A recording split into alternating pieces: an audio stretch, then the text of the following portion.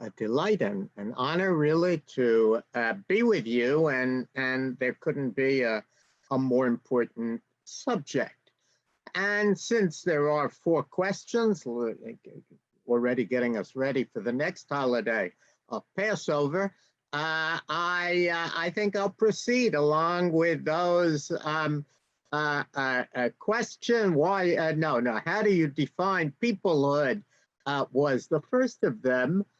Um, and the truth is that for a long time, Jews didn't use the word peoplehood, which is a brand new word. Only from a historian's point of view, you won't find the word before the 1930s.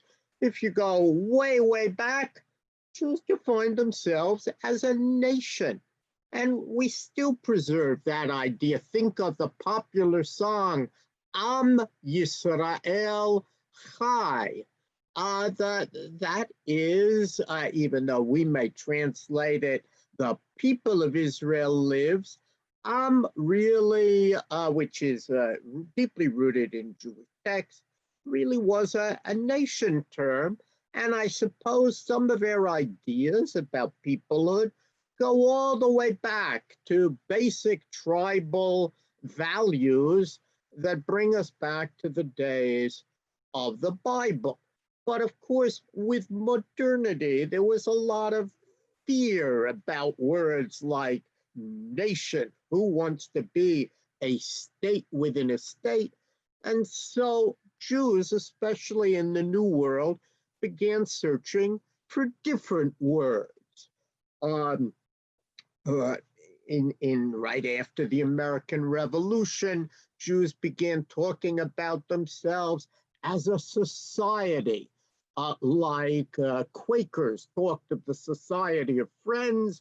Jews talked about our society. And then for a very long time, Jews actually defined themselves as a race. We would recoil from that today, and of course, it's pseudoscience, but it was a term that allowed Jews to say, we're all in this together, the religious and the non-religious, and we're different from other white people, we're different from African Americans, we're part of the Jewish race. If you go far back in CJP documents, there are plenty of people who were told, you are a credit to your race, and they beamed, although I don't recommend doing that today. When the word race became unpopular after in the 1930s, with the rise of Hitler, the word race rapidly declines in Jewish life, and that's when we see a new term, which is peoplehood. The truth of the matter is, I think that a family metaphor may be the easiest to understand and appreciate. When we want to express peoplehood, it means all Jews are part of my extended family. I happen to think the family metaphor is very nice because, well, if you convert to Judaism, it's like marrying into the family. Suddenly they become part of your family. And you have a loving relationship with members of that family. I also like the family metaphor because it reminds us, at least if it's like my family, there are plenty of people whom I may not, in my family, I may not like all that much, and I certainly disagree with them, but I love them. They're part of my mishpacha. I have responsibilities to them, obligations. There are even people I hardly know, and you must have this as well. A member of my extended family lost a home in the California fire. Naturally, we contributed, not because I knew this person particularly well, but that's what we do for family. Um, and it's worth remembering as we think about family, we don't remember this often enough. There is no value in Jewish life that has saved more lives than Jewish peoplehood.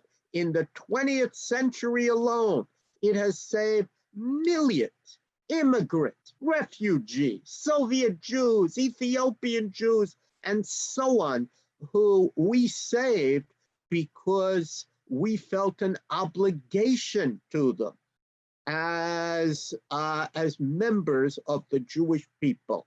No Jewish value, to my knowledge, has saved more lives than the value of Jewish peoplehood. That said, and now I come to the second question, Jewish peoplehood is today very much what I call an endangered Jewish value.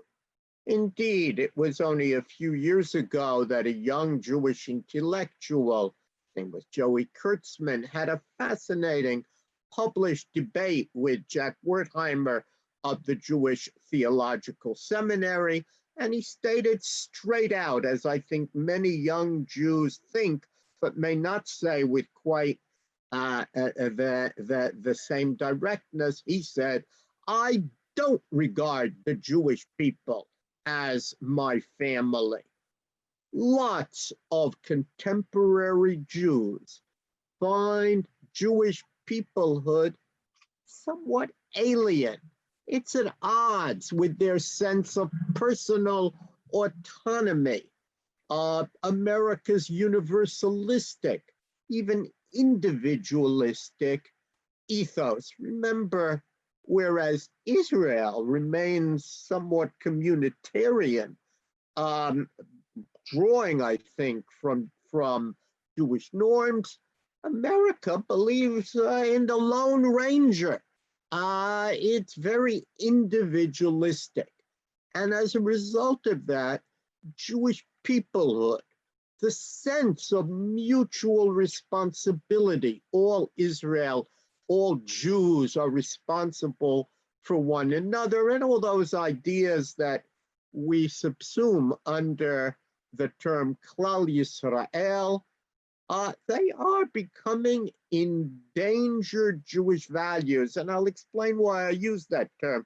First of all, when you actually look at the numbers, you see that a great many Jews do not subscribe. Do you think of all Jews as family? If you ask that question, lots of Jews say no. The younger they are, the less likely they are to agree.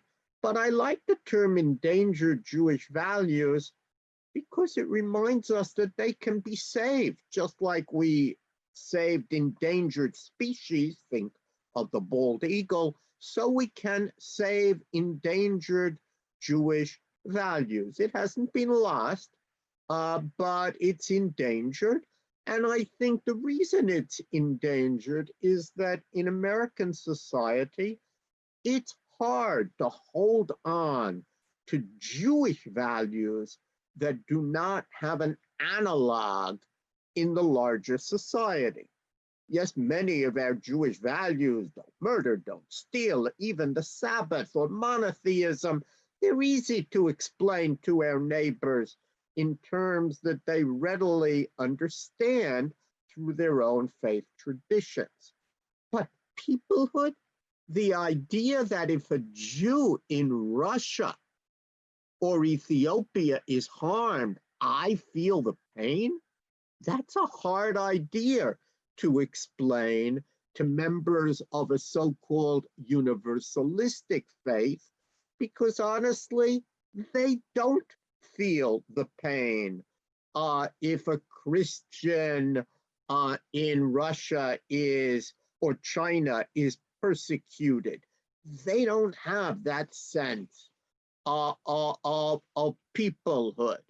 And what makes all of this even more complicated for young Jews, and let's be honest here, sorry, is that um, it's it's especially hard to explain and justify Jewish peoplehood when we know, and many CJP members know, that there are members of the Jewish family who don't recognize them as Jewish. In other words, I'm supposed to recognize these guys as members of my family when they don't recognize me. So that too has um, uh, created a situation where Jewish peoplehood is an endangered Jewish value. My family metaphor works here. Yeah, they're probably members of my extended family who might like to throw me out, but I still consider them mishpacha, whatever they may think. And I do think not only that if we did more to explain how a Jewish peoplehood saves lives, we would succeed better than we do now, but I actually think that many non-Jews are actually envious of our sense of Jewish peoplehood. And this is one of those ideas, and I'll have more to say about that in a minute, that we could be teaching the world. Yes, if today we view all Jews as part of our extended family, tomorrow, by analogy, we may be able to view humanity that way. And that brings me to the third question. How do you see opportunities in developing the field of peoplehood? Not so long ago, I personally heard a leader of Israel argue that Klal Yisrael, the love for fellow Jews, was genetic. It was acquired with mother's milk. Well, I have to tell you, I don't think too many folks believe that anymore. Maybe mother's milk has changed, but I think that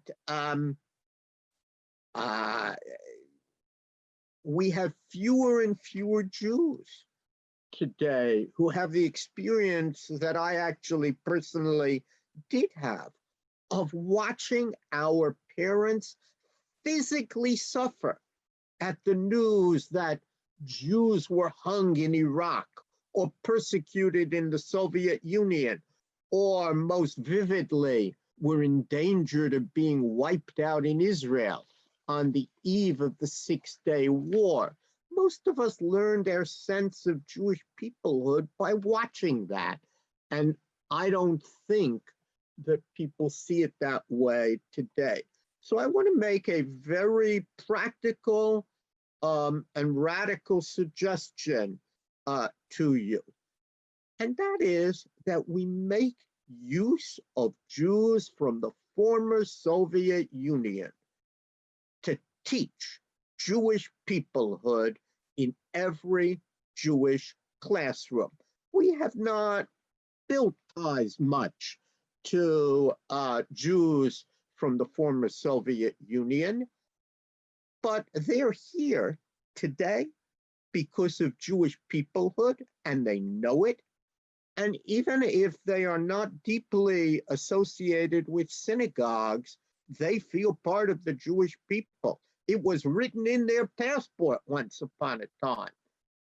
And we know about what the impact of sending heroes, and they are really heroes, and people to share life experience. We know that impact because we did it with Holocaust survivors who similarly, they didn't have much tie to the broader community. We hadn't built ties to them.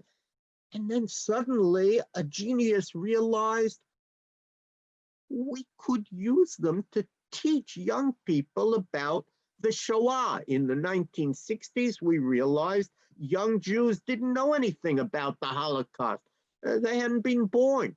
And we sent survivors, we trained them, we sent them back into the Jewish community, from which many of them had become alienated. And look at the results. We've raised a generation that whatever they don't remember, they remember when a survivor came into their class and talked about his or her experiences. Well, let's do that with Russian Jews. Jews in the former Soviet Union, today we would say Russian-speaking Jews, because they may come from the Ukraine or else Belarus or elsewhere. Have them talk about Jewish peoplehood. Have them talk about what it meant when Jews from Boston or Cincinnati, where I then lived, went to the former Soviet Union and said, you're our brothers and sisters. We're going to help you. We're going to help bring you out. And how peoplehood became an agent of salvation. In other words, I know from my own classes, even the children of Russian-speaking Jews don't really know about the Soviet Jewry movement, our greatest success in human rights and as in terms of peoplehood, our greatest success in the post-war period. They don't know about it. They don't know the values that underlay it. Let them come into our class and then encourage young Jews to talk to their own parents. And suddenly they'll bring up memories. Oh yeah, we were twinned at our bat mitzvah with a Soviet Jew. They haven't thought about that in a long time. That was all about Jewish peoplehood. And we went to demonstrations. We were in Washington. And that was an expression of Jewish peoplehood. That, I think, is more likely than all of the curricula to really teach in a personal way the lesson of Jewish peoplehood and its life-saving implications to a new generation. Now, in addition to that, you asked if in my last few minutes, if I were leading CJP, how do I believe peoplehood could inspire more people to be in connection with Israel, Jewish life, and non-Jewish communities? I do think that stories matter. Many of us have stories of someone you met. Let's say my children would tell you the story. We were in a hotel in Europe somewhere, and suddenly we realized there was someone from Israel at the same hotel, all alone. We invited that person to share in Shabbat meal with us. Come to our room. We had extra food. We invited him. Well, we get talking naturally, and of course, eventually you discover, lots of people in common. And that reinforced for them. They still talk about, you remember when? That story of Jewish peoplehood. Or in a more somber way, I actually know someone who spent time in prison. And in that jail, Jews took care of one another in a very deep way. It's a tough experience being in prison. And he said to me that I really learned the power of Jewish peoplehood, that sense that Jews care for one another, when I served a term in prison. That's when it came home to me. There are many, many more stories in the army and in other institutions that we should be collecting and sharing to help young people understand the great power of Jewish peoplehood. It's not a burden. It's something amazing. All sorts of other people wish they had that sense of knowing that they can be supported in that way.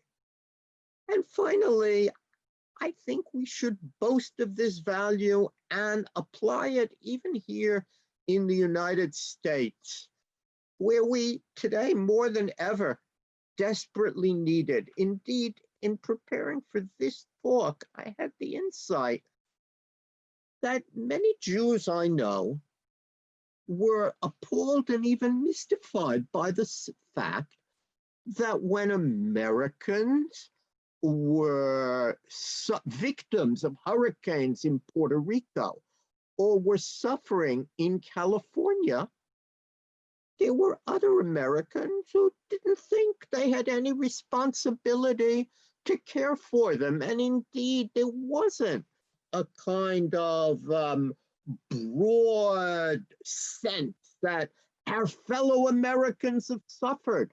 Let's go and help them, which we would have at CJP, but we certainly didn't have in Washington. And what I realized is the reason we couldn't understand how it is that officials don't think of Americans in Puerto Rico as their fellow Americans and reach out to help them is they don't know about peoplehood. We took our Jewish value of peoplehood and assumed, oh, all Americans must feel this way and must want to reach out. Just as we reached out, I was actually head of Celebrate 350 at the time of Hurricane Katrina. It was clear to us we had to take some of our Celebrate 350 money and give it to New Orleans to help in at that moment. But a lot of Americans don't have that sense of peoplehood, and we are suffering as a country because Americans in Washington don't think they have to help Americans in Puerto Rico and don't have that sense of peoplehood. In short, we ought to be trying to extend our sense of Klal Yisrael to our fellow Americans, even if you don't agree with them politically, even if they are conservative Republicans and you are a liberal Democrat. They're our people, fellow Americans. We care about them, and I feel the same way in Jewish life. Yes, I'm not very sympathetic to Haredi Jews who don't want to wear masks in Borough Park, but they're my mishpacha. They're my family. Something happens to them, I care about them, just as I as an American, care about those suffering in Puerto Rico, and we ought to be first in line, extending our sense of peoplehood broader and broader to a larger world.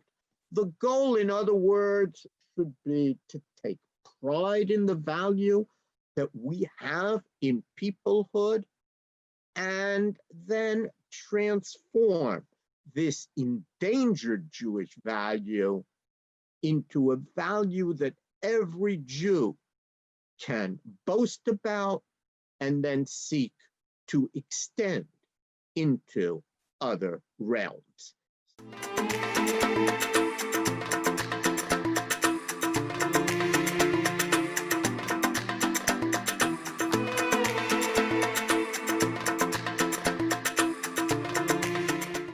It's always an interesting challenge to talk after Jonathan Sarna, but I will say this, I'm grateful for Professor Sarna laying out some of the history of the terminology, some of the ways in which, as Professor Sarna said, Jewish peoplehood is a relatively new term for an older Jewish idea, and also for introducing the ways in which what seems to have been the common language or common parlance of many American Jews in the 20th century, actually many world Jews in the 20th century, seems to be dissipating as a challenge today.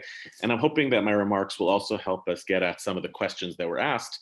I think I have a different prescriptive sensibility than Professor Sarna, but I share some of his read of the diagnostics of how we've gotten there.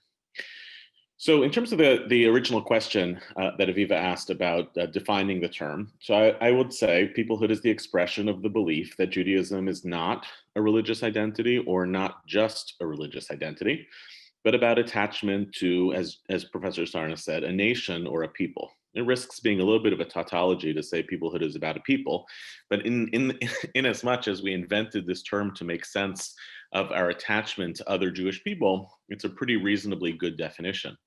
And peoplehood then entails all that comes next in terms of our behaviors, commitments, or beliefs that emerge from this belief that being part of the Jewish people is not simply about being part of religion, but about being connected to a people.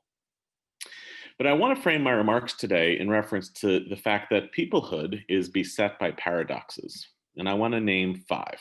I want to put out what I consider the five essential paradoxes of Jewish peoplehood. And I want to do this because what I would like us to be able to think through is that it is no simple task to simply say, how do we get people to commit or to be passionate about Jewish peoplehood, if in fact the very discourse that we're trying to get them to be passionate about is beset by these types of paradoxes. The first paradox of Jewish peoplehood is that Jewish peoplehood uh, um, implies a bloodline into which you can convert.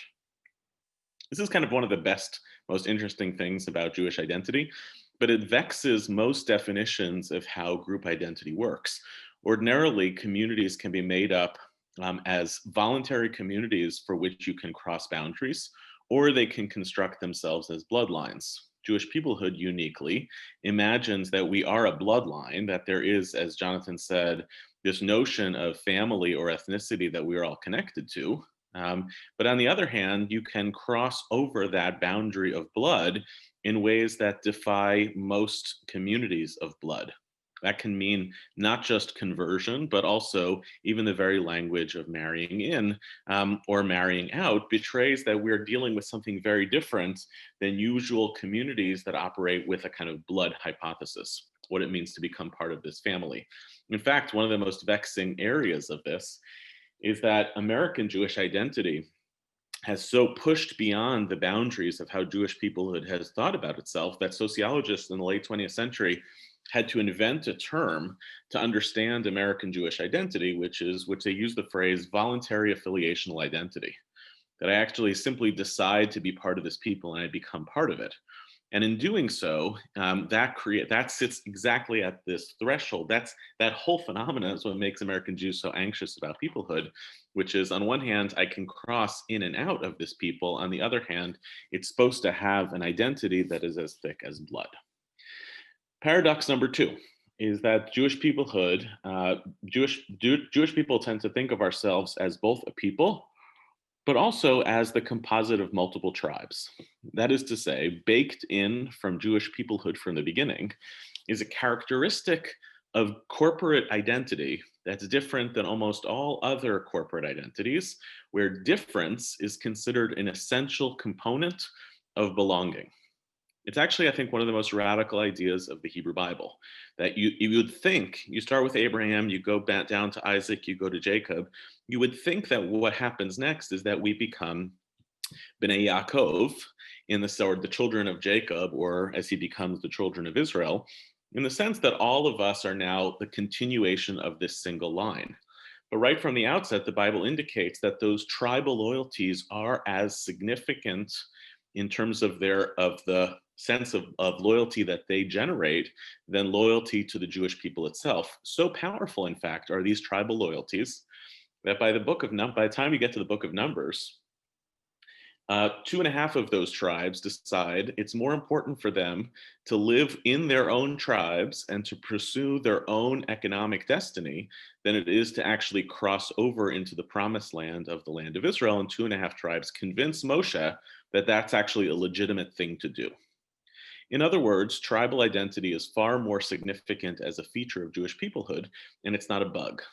And that indicates that later on in Jewish history, as we experience all of these other dimensions of tribalism, you might call them denominationalism, you might call it voluntary diaspora, that some Jews would decide, you know what, given the opportunity for the first time in 2 millennia, that the Jewish people could actually be reconstituted in one place, I decide that I would rather stay in Weston or in Newton or in Riverdale where I live or Brookline where I used to live, that we actually can decide that retaining our tribal identity does not compromise our collective identity.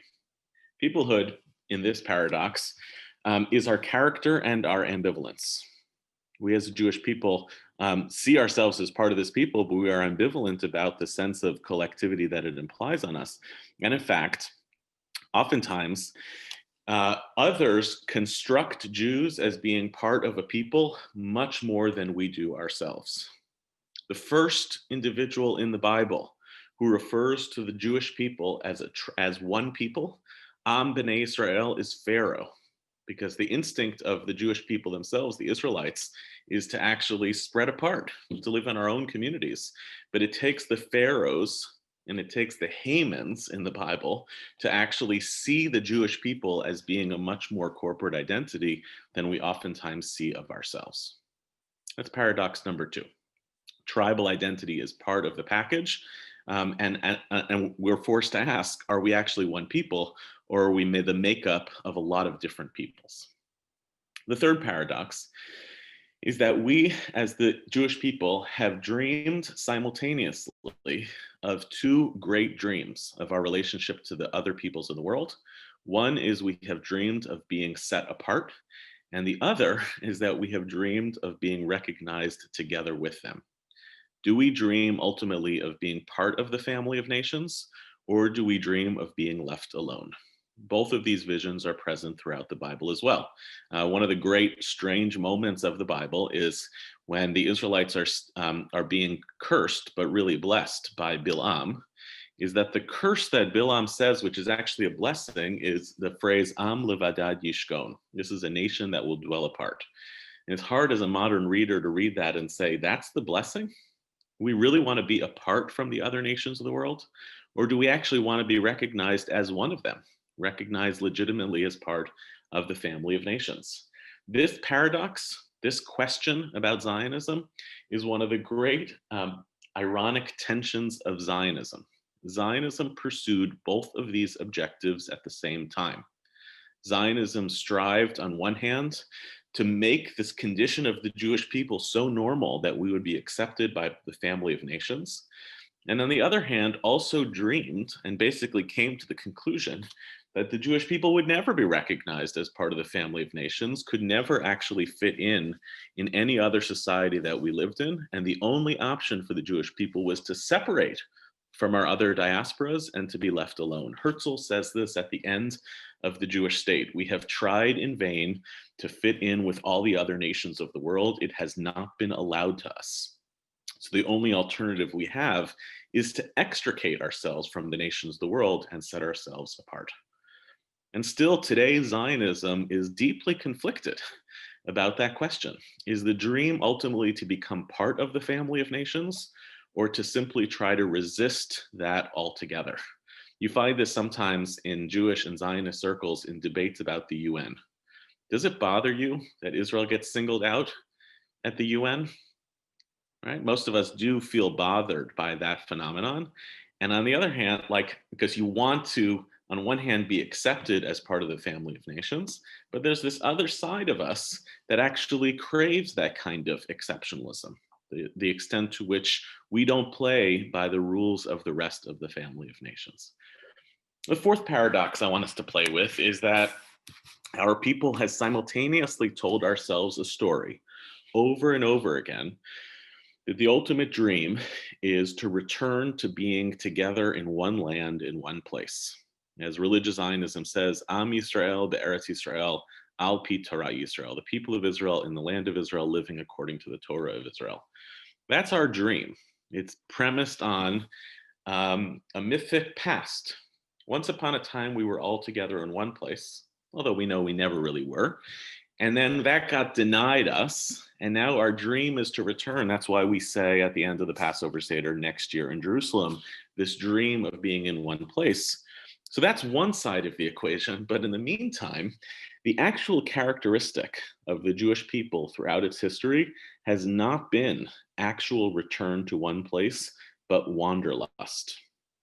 The very notion of the Jewish people is a rootedness in the land that most of us for all of our history didn't live in, and for whom most of our experience has been the dream actually of diaspora.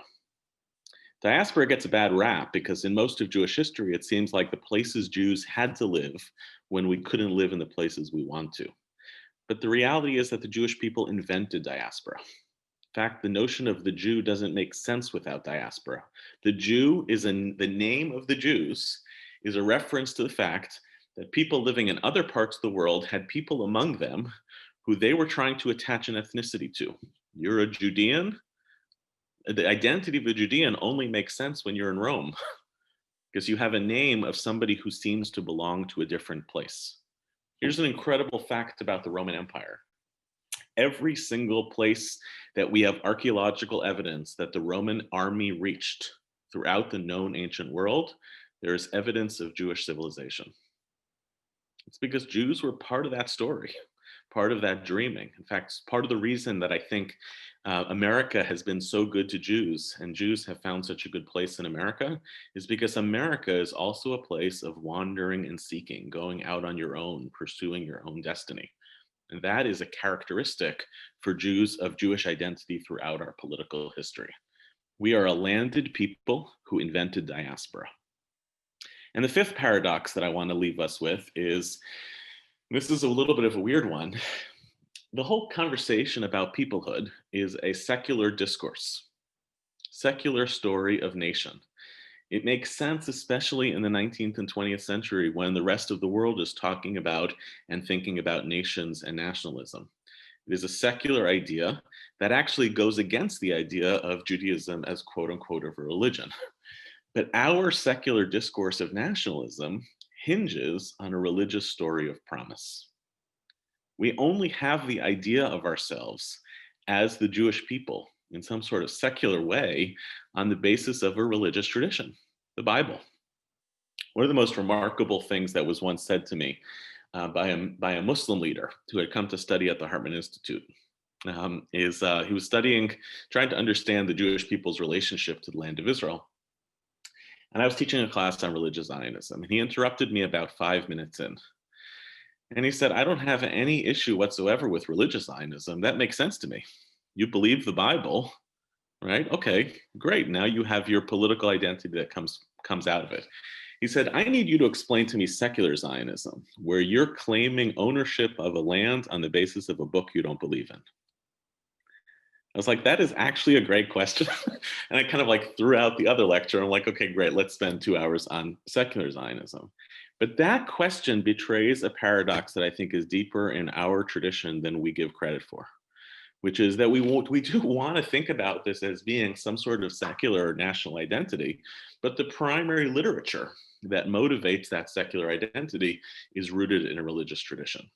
To accept Genesis and to reject Exodus, right? Genesis is the story of family, Exodus is the story of covenant. To choose one over the other is to still accept the package, right? Genesis and Exodus emerges. And the fact that I like one piece of it as opposed to the other implies that I'm still accepting the larger framework in which this originates. So I think when we talk about peoplehood, we're not talking about some clear packageable identity that we simply understand intuitively and want to take part of.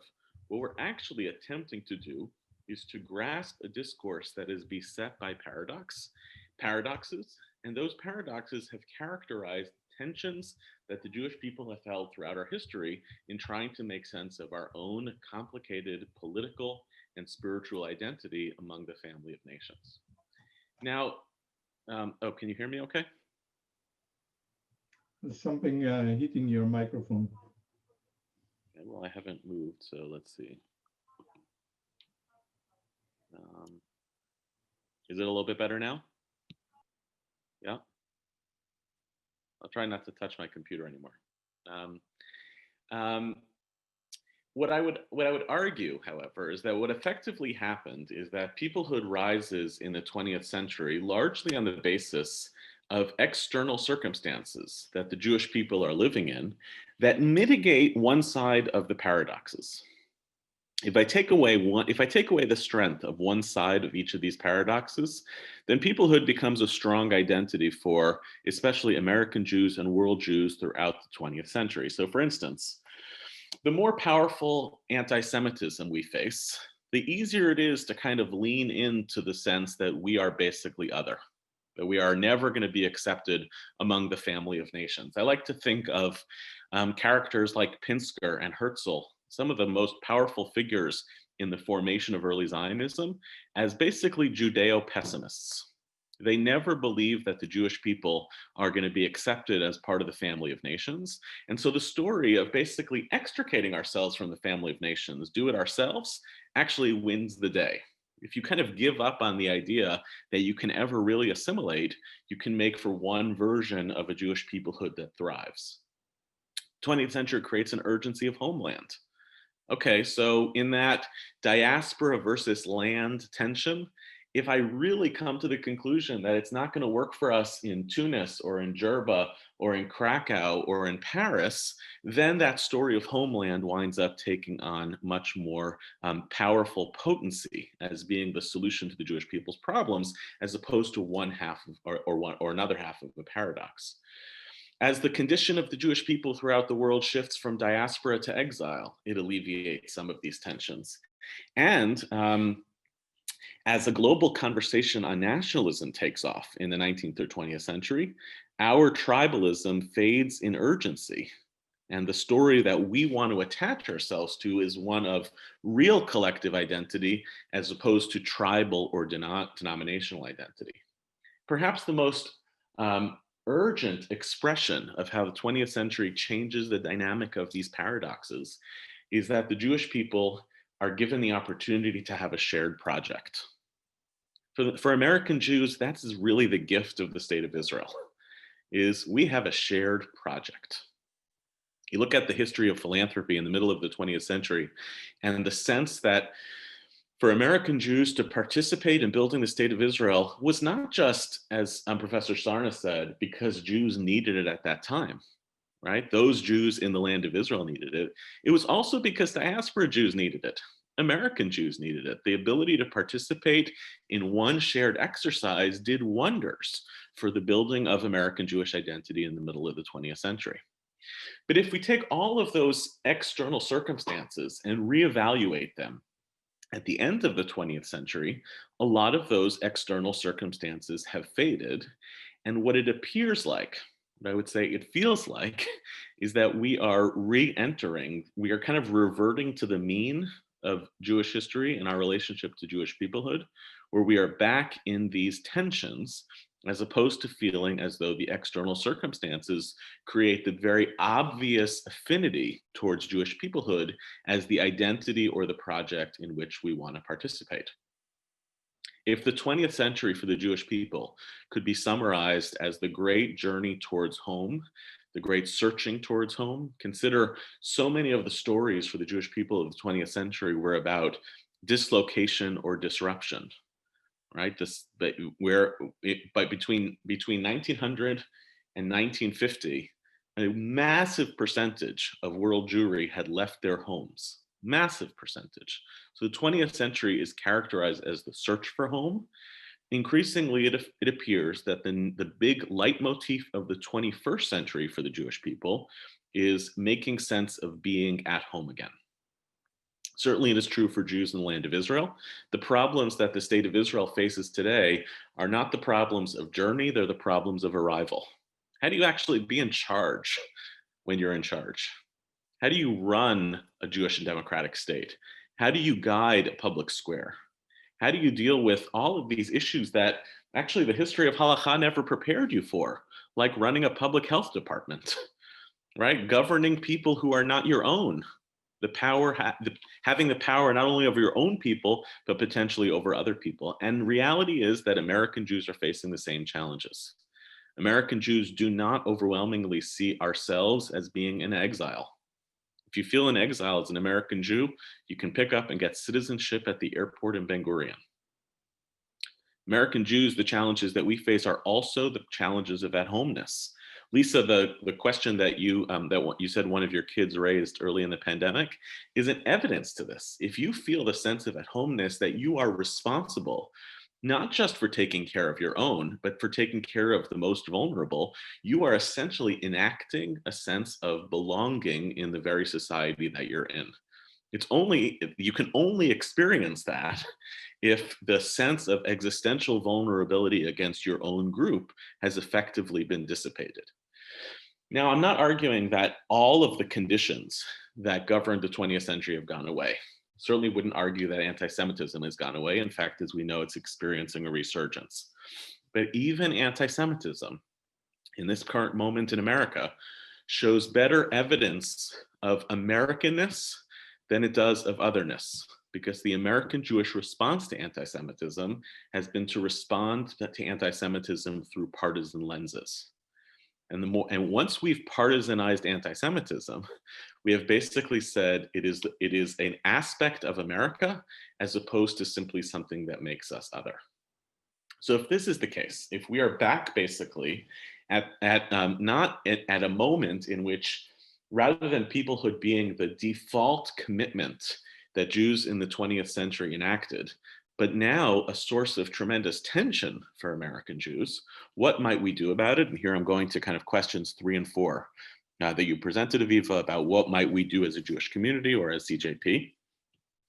So this is not a cop-out, this is a real answer. My approach is, let's stop inculcating peoplehood. Let's stop demanding peoplehood and start inviting people into the paradoxes. So I think as an educator, that's my primary identity in the world. I find inviting people into paradoxes, especially younger people, is very thrilling to them. When they, first of all, understand that the picture that they see is even more complicated than the questions that they're raising, it enables them to be a stakeholder in shaping what the Jewish community should be and its priorities. I also see what's happened in Jewish communal life when we have thought that it is our job to inculcate love and loyalty of the Jewish people.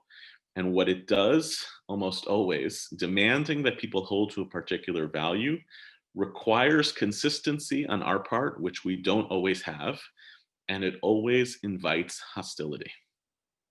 Discourses of loyalty tell young people that they have to shift their commitments, and they don't like it. And they don't like it because they also don't trust it. For instance, I speak a lot about Jewish peoplehood around the country, not in the last 6 months. Now I do it around the country, but on Zoom. And I speak to a lot of Jews who I would call peoplehood Jews. That means that they're usually age 60 or older. They have an intrinsic, deep sense of belonging to and love of the Jewish people. But I've asked for years now, I've tried this out. I've asked them, do you actually pass the B'nai Brak test? And the B'nai Brak test is, there's Jews living in B'nai Brak, a suburb of Tel Aviv, a Haredi enclave, who are acting in ways that embarrass you, who don't think of you as being a legitimate Jew, right? Who are living out in the world the Jewish values that are unrecognizable to you. As of this past weekend, we can, instead of calling it the B'nai Brak test, let's call it the Borough Park test. You don't like it. Do you actually feel a sense, not talking about shame, do you feel a heightened sense of responsibility to help those people in need as opposed to your next door neighbor, as opposed to your non-Jewish relatives? And in theory, the answer is yes, but in practice, the answer is always, I'm actually not sure. And it means that even those Jews who claim that they believe in a passionate or a heightened sense of Jewish peoplehood are not sure anymore whether it continues to hold that sway. And if we ourselves are not sure, then the idea that we would foist upon young people, you should believe that these people are your family, well, as a general rule, the minute you try to convince somebody that someone else is their family member, you've lost the argument. Because that's not going to be a rational piece that we've conveyed. It winds up becoming a hegemonic political discourse that most people are resistant to. And worst of all, it invites a certain hostility and a certain resistance. What I would rather do is invite young people into this conversation. What does it mean to be part of a community that on one hand is driven by a set of values that is covenantal, and on the other hand wants to think of itself as a tribe. What's hard about that? What's easy about it? What does it obligate of you, and what does it demand of you? And the other piece that I would suggest as being one of our principal instruments to help to advance this value is to recognize that there is no version of Jewish peoplehood without a commitment to Jewish pluralism. This is not just talk. If you actually believe in that your community consists of people who are part of tribes, then you are baking into your very notion of Jewish peoplehood that there are people who are different than you, who believe in different things, who come from different backgrounds, who sustain different commitments. And we have to work much harder at constructing communities that make that difference normal as opposed to the exception. So my challenge for us is to think about, yes, it might be that some of us believe that Jewish peoplehood was and is the right way to live as a Jew, but we don't have the benefit or the shortcuts of external political circumstances making that case as easily for us as it was made for our grandparents. In the wake of that challenge, and in the great reversion to the mean, where we are re-inhabiting the great paradoxes of peoplehood that characterized most of our history, I would suggest that our essential goals as a community should be to inculcate the education of understanding how vexing this problem actually is, and then start work at building out the real tents of difference in our community that can actually enact the version of Jewish peoplehood in which we all belong.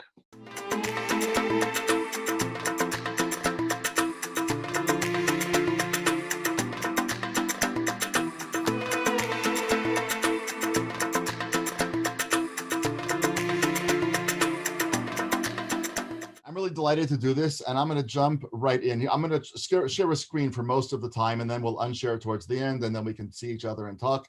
But I want to kind of take us through some ideas. I'm going to do the questions that were enumerated, but you'll see in a second, I'm going to do them in a slightly different order, but I don't think that's going to create too much problem. All right. Are you guys seeing my screen or no? Yes. Yeah. Okay.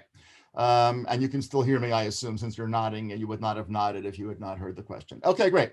All right, so we're going to look at this issue as Lisa mentioned and as Aviva mentioned. And again, I just want to reiterate that it's really a very great privilege to be part of this conversation. I don't know who was on the last one. I don't know who will be on the next one.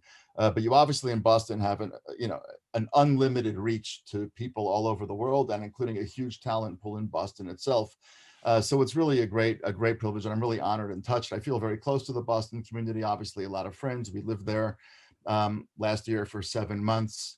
Had no idea when we departed that it would be a very long time till we could get back, but we'll cross that bridge when we come to it.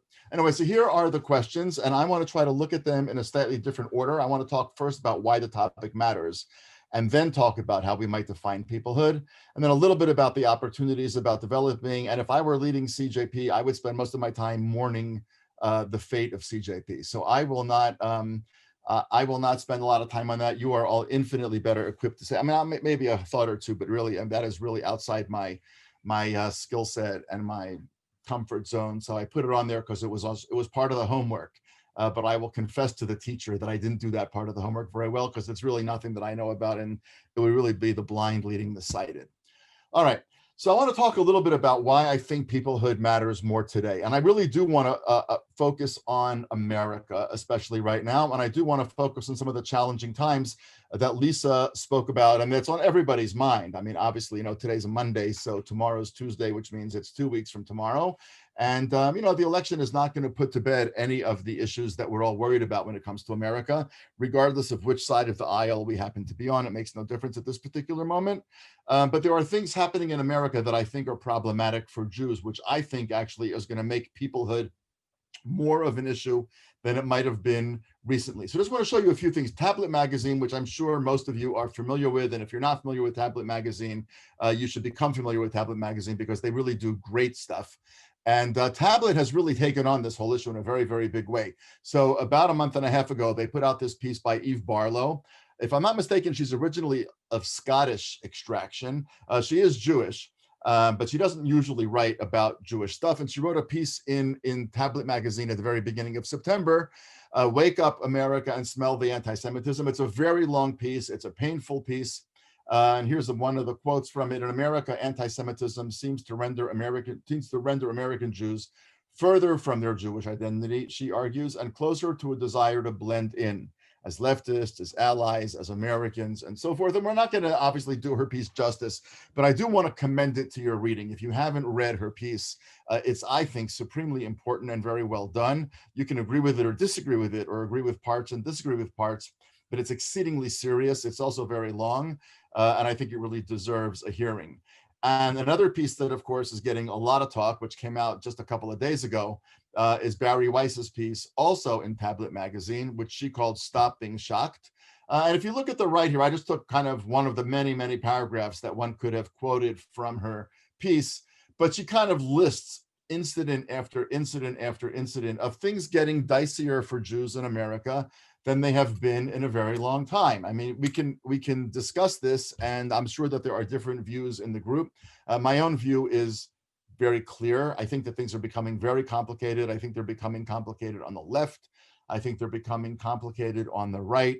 There's a long and sad history for Jews of the left and the right kind of meeting in the back, where over anti-Semitism, you can think about, sort of Nazism and communism under Stalin and so forth. Obviously Nazism first and then communism under Stalin, but where those worldviews met, of course, what they shared in common was, among other things, a kind of a distaste, to put it very mildly, for Jews. So everything here from Chelsea Handler, Louis Farrakhan, we're going to come back to Louis Farrakhan, the synagogue in Kenosha, which had nothing to do with Jews, the whole Kenosha thing, of course, being tagged with Free Palestine, the march in DC, the Biden campaign apologizing to Linda Sarsour, if you think that's a big deal, Twitter suspending the Brett Weinstein civic organization, but allowing the Ayatollah on, whatever. I don't personally think that the de Blasio thing is quite as clear an example as Barry does, but it doesn't matter. It's a much more complicated story, but this is also becoming an issue.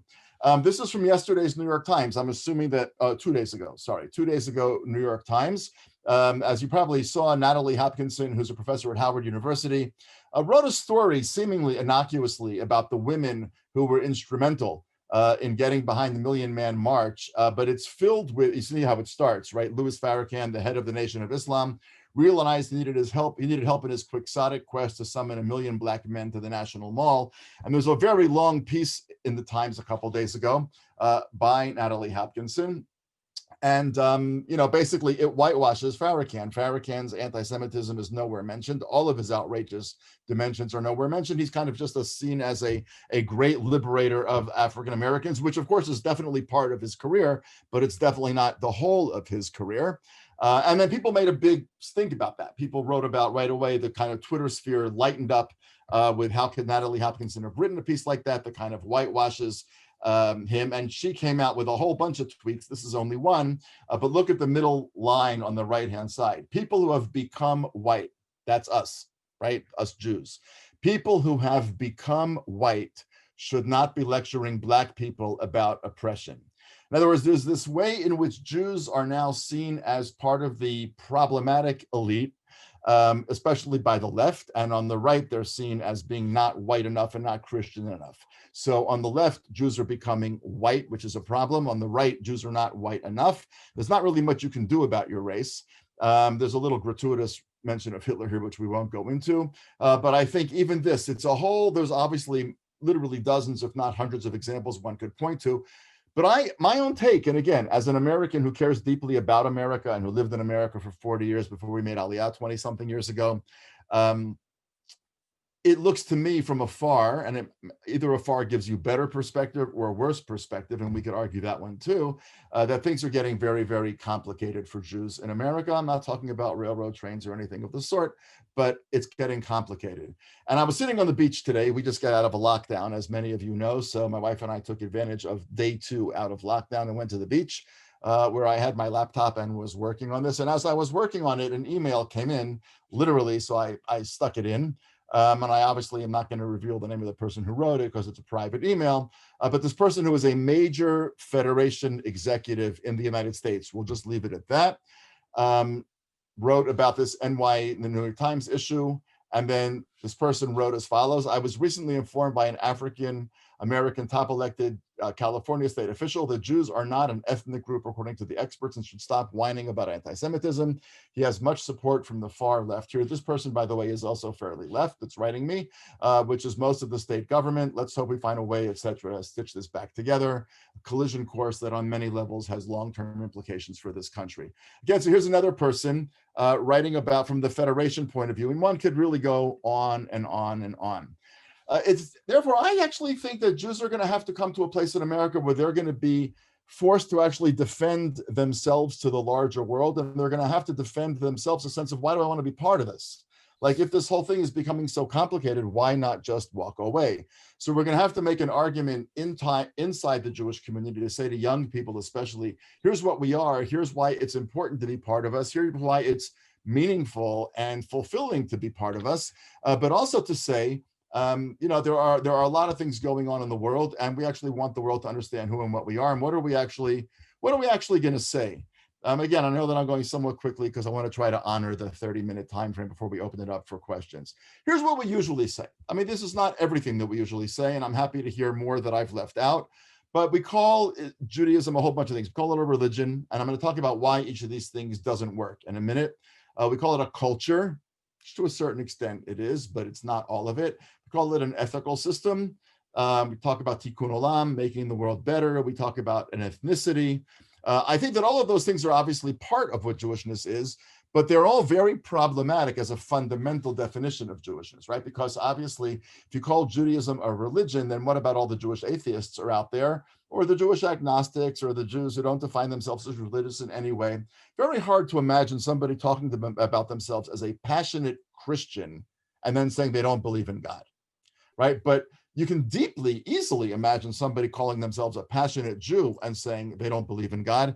Now, I'm sitting right now in a country that was built by people who were passionate Jews, who most definitely did not believe in God, at least in the classic, theodicy kind of, theism way that we commonly talk about it.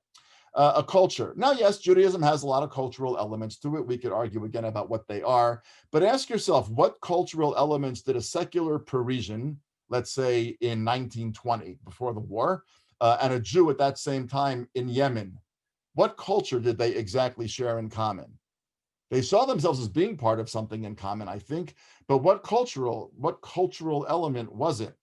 We talk about our having an ethical system. There's a lot of Christians out there who are very good people. And in what way is our ethical system different from theirs? What do we have to say that's different from what they have to say? We might say it by referring to a verse or referring to a rabbinic source or something, but the substance of the claim, how is the ethical claim different? And as kind of a subset of that is this whole tikkun olam notion, which is perfectly fine. Obviously, it's a small piece of rabbinic Judaism, which has been now taken and expanded to become the basis of many people's Jewish lives. Even though I think it takes it out of context in terms of its being important, but not major in the classic Jewish scheme of things. But again, even if that's wrong, even if it is much more major than I want to give it credit for, what makes it distinctly Jewish? In other words, there's a lot of Christians out there who devote themselves to the world, making the world a better place.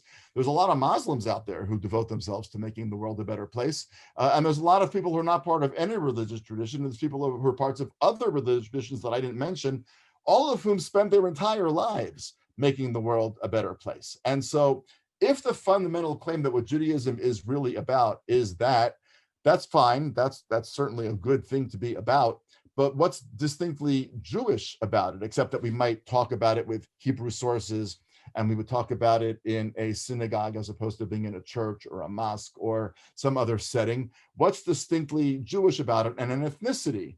Yeah, we talk about Jews being an ethnicity, but what does a Jew look like? It's much more clear what a Jew looks like overwhelmingly, not entirely, but overwhelmingly in Boston than it is in Israel, obviously, right? In Israel, there are really many, many, many more Jews of all different sorts of kinds of colors. And so it's not so clear that Judaism is really an ethnicity either. So then the question is really, then what is it? So what's left of all of that? And so these are people who were definitely not, I just put them in there because they fit with the previous thing. These are people who were, this is the people digging the first things of Tel Aviv, and the bottom is, of course, the Tel Aviv skyline today. I'm not sure that they quite would have foreseen what was going to come from those early shovels, but those were all very secular Jews who were doing what they were doing because they had a profound belief in the importance of the Jewish people and so on and so forth. They were definitely not religious. They didn't think of Judaism as a religion. And I'm not sure quite how much cultural stuff they shared with us, but I just put the picture in because the early Tel Aviv and the late Tel Aviv is kind of cool. All right. I want to talk a little bit about how people have spoken about us in the past. I want to take 3 biblical sources. All of them are probably familiar to you. The first 2 are definitely familiar to you. And the third one may or may not be, but they're all very brief. We're going to do them in English, so it'll be quick. This is from Exodus chapter 1. And a new king arose over Egypt who knew not Joseph. And he said to his people, look, the people, the children of Israel, the sons of Israel, is more numerous and vaster than we. Come, let us be shrewd with them, lest they multiply, and then should war occur, they will actually join our enemies and fight against us and go up from the land. A ton that could be said about those verses, but all I want to point out, of course, is that this is the first time in the Bible that anybody refers to the Jews as a people. And ironically, the first person who refers to the Jews as a people is not a Jew, it's not Abraham, it's not Moses, it's nobody of the Jewish faith. It's actually Pharaoh, who supposedly, this is him on the right-hand side if you ask archaeologists, but it doesn't matter. So we have this first mention of the Jews as a people in Exodus chapter 1. Everybody knows from Purim the story of the book of Esther. That's Rembrandt's rendition of it on the left.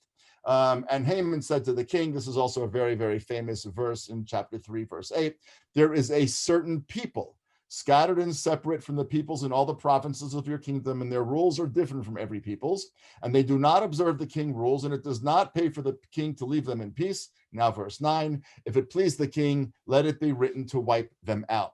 Notice, by the way, here, Pharaoh has one particular problem. He's scared of the Jews, or the Hebrews, or the Israelites, or call them whatever you want. They're not called Jews back then, obviously. That's going to come under the Roman period because it comes from Judea. Those from Judea become the Jews, and the Jews weren't in Judea then. But nonetheless, Pharaoh is afraid. He's afraid that the Jews are going to become more numerous and more powerful. That's one objection. Here, Haman's objection is a much more common one. It's the objection that the Greeks had. It's the objection, actually, that many other cultures have had, which is that we're just different. Their rules are different. They don't observe the king's rules. It doesn't pay for the king to leave them in peace. Let it be written to wipe them out. And note, by the way, it does not occur to Haman to allow them to change.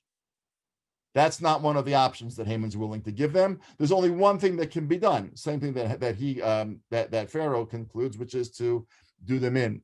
Now, 2 Chronicles 36 is a much more positive chapter. This is apparently what Cyrus may have looked like.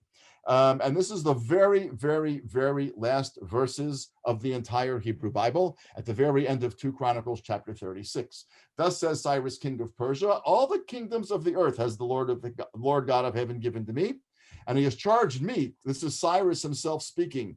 Cyrus says, God wants me to build him a house in Jerusalem, which is in Judah.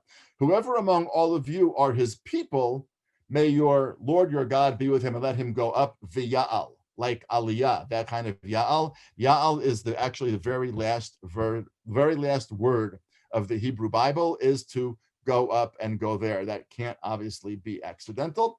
But we'll leave that as it may. So you have 3 different verses here, one from Pharaoh, one from Haman, and one from Cyrus. And all of them really refer to the Jews as a people, not as a religion, not as an ethnicity, not as any of the other options that we listed, but as a people. And of course, that's where you're coming to. But I want to suggest that if embedded in the questions that the CJP sent to me are like, now we're going to add this peoplehood notion to this mix of what Jewishness is, I want to say that you could actually turn the pot completely over and say the peoplehood notion is the fundamental notion. You can add a religious dimension. You can add a cultural dimension. You can definitely add an ethical dimension. You can add a universalist dimension like in Tikkun Olam. All of those things have been added by various people, but the foundation of the house, before you add the doors and the windows and the window trimmings and the blinds and the drapes, the foundation of the house is Judaism fundamentally as a people.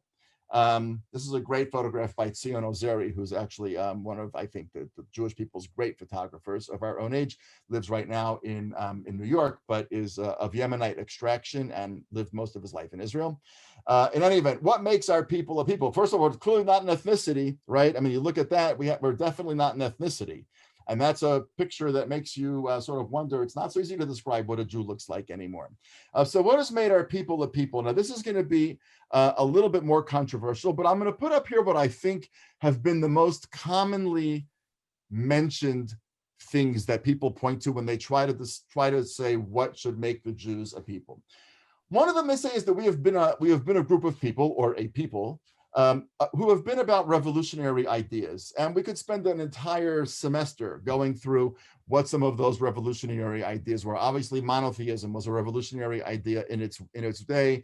The idea of Shabbat, that there was a day that was yours, where you couldn't be enslaved to anything other than the divine. No matter how poor you were, and no matter how rich was the person for whom you worked, that differential was never powerful enough to make you work all the time.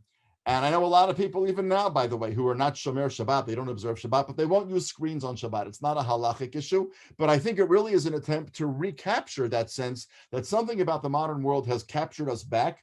So monotheism was a revolutionary idea. Shabbat was a revolutionary idea. Josh Berman, in his first book, makes the claim that the Bible, the Torah especially, is a fundamentally egalitarian text. I don't mean egalitarian men, women, but I mean egalitarian poor, rich. The emphases in the Tanakh about how the same judicial system gets applied to the king and to the peasant and to the rich and to the poor, and so on and so forth, that you can't buy your way out of a capital crime, and so on and so forth. That's an idea. The idea, I've listed another one here, that the notion that ideas are worth fighting for. Cecil Roth, who's one of the great historians of the Jewish people, actually says that what was important about the Maccabean revolt was that it was the first time in history that anybody went to war over an idea.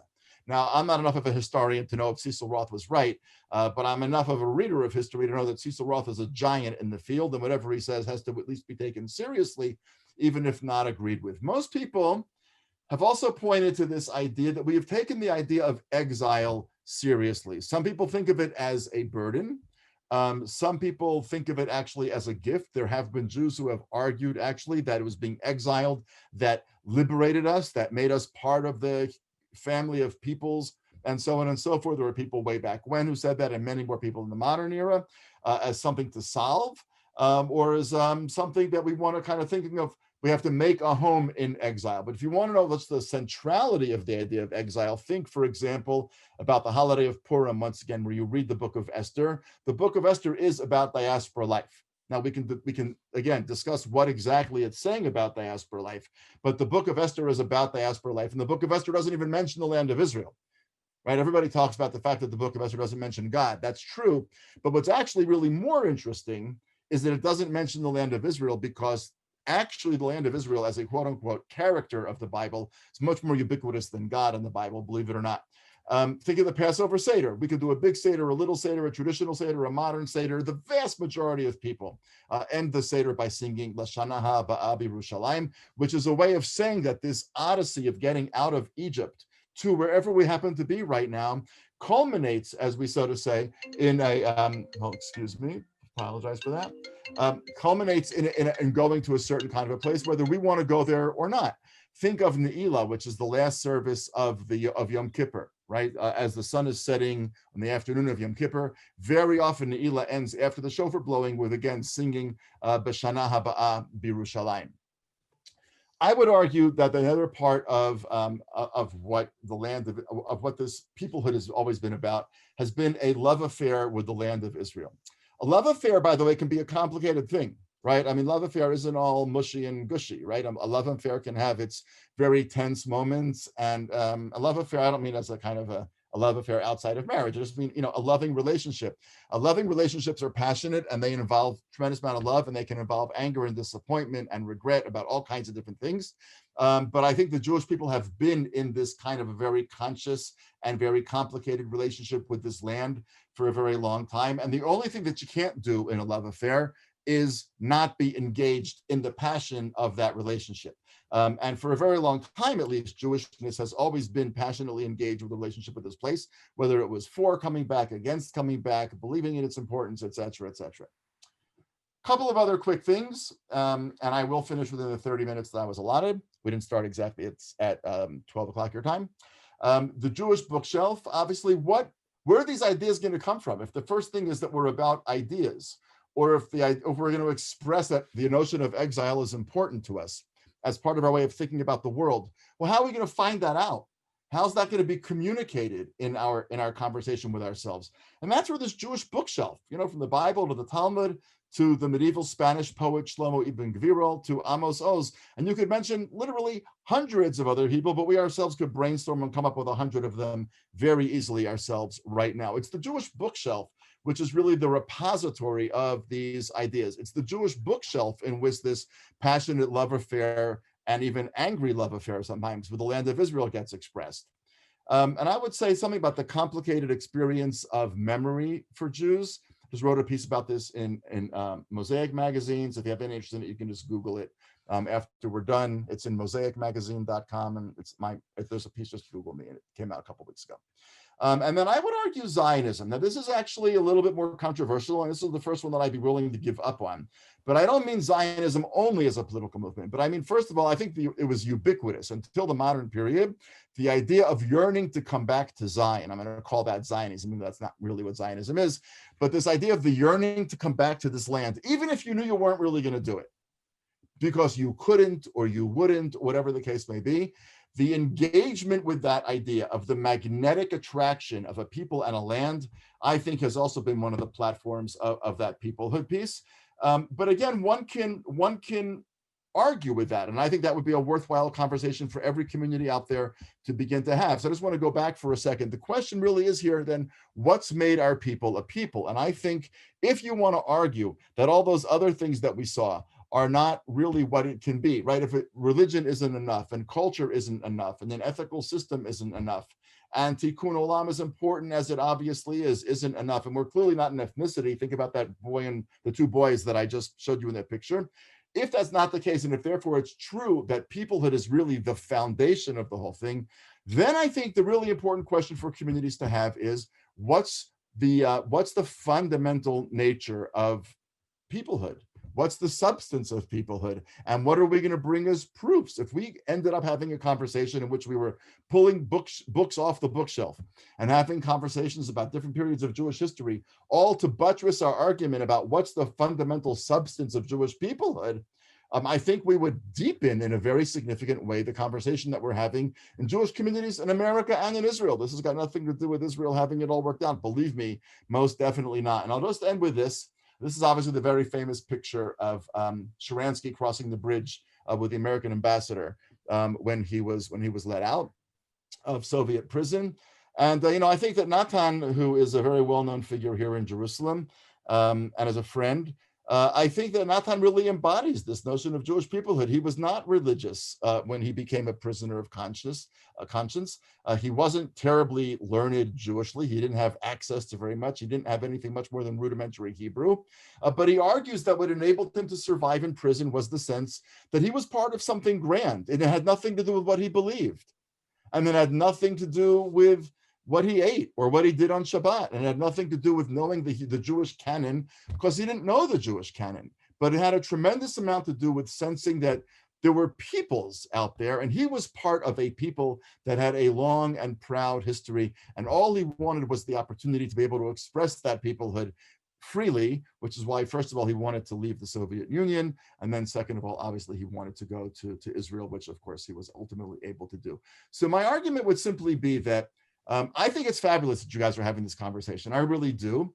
But I want to kind of urge us to think not about peoplehood as the additional layer that we're adding, but to think about peoplehood as the fundamental foundation on which other things can get added. And if people had a profound conversation about what the substance of peoplehood is, I think that would be a fascinating conversation for lots of people who have not yet found Jewish conversations to be all that interesting or all that fascinating. Obviously, that's why I think it could be really a meaningful, that's number 3. That's why I think it could be a meaningful portal into good experiences for Jews, because I think they'd be having a conversation that's frankly more interesting than most Jewish conversations they've ever had. How the CJP could work that out, that I will leave to you, because really, I mean, it's just not my area of knowledge. And so many of you on this screen are so much more knowledgeable than I. So I'll just stop with that.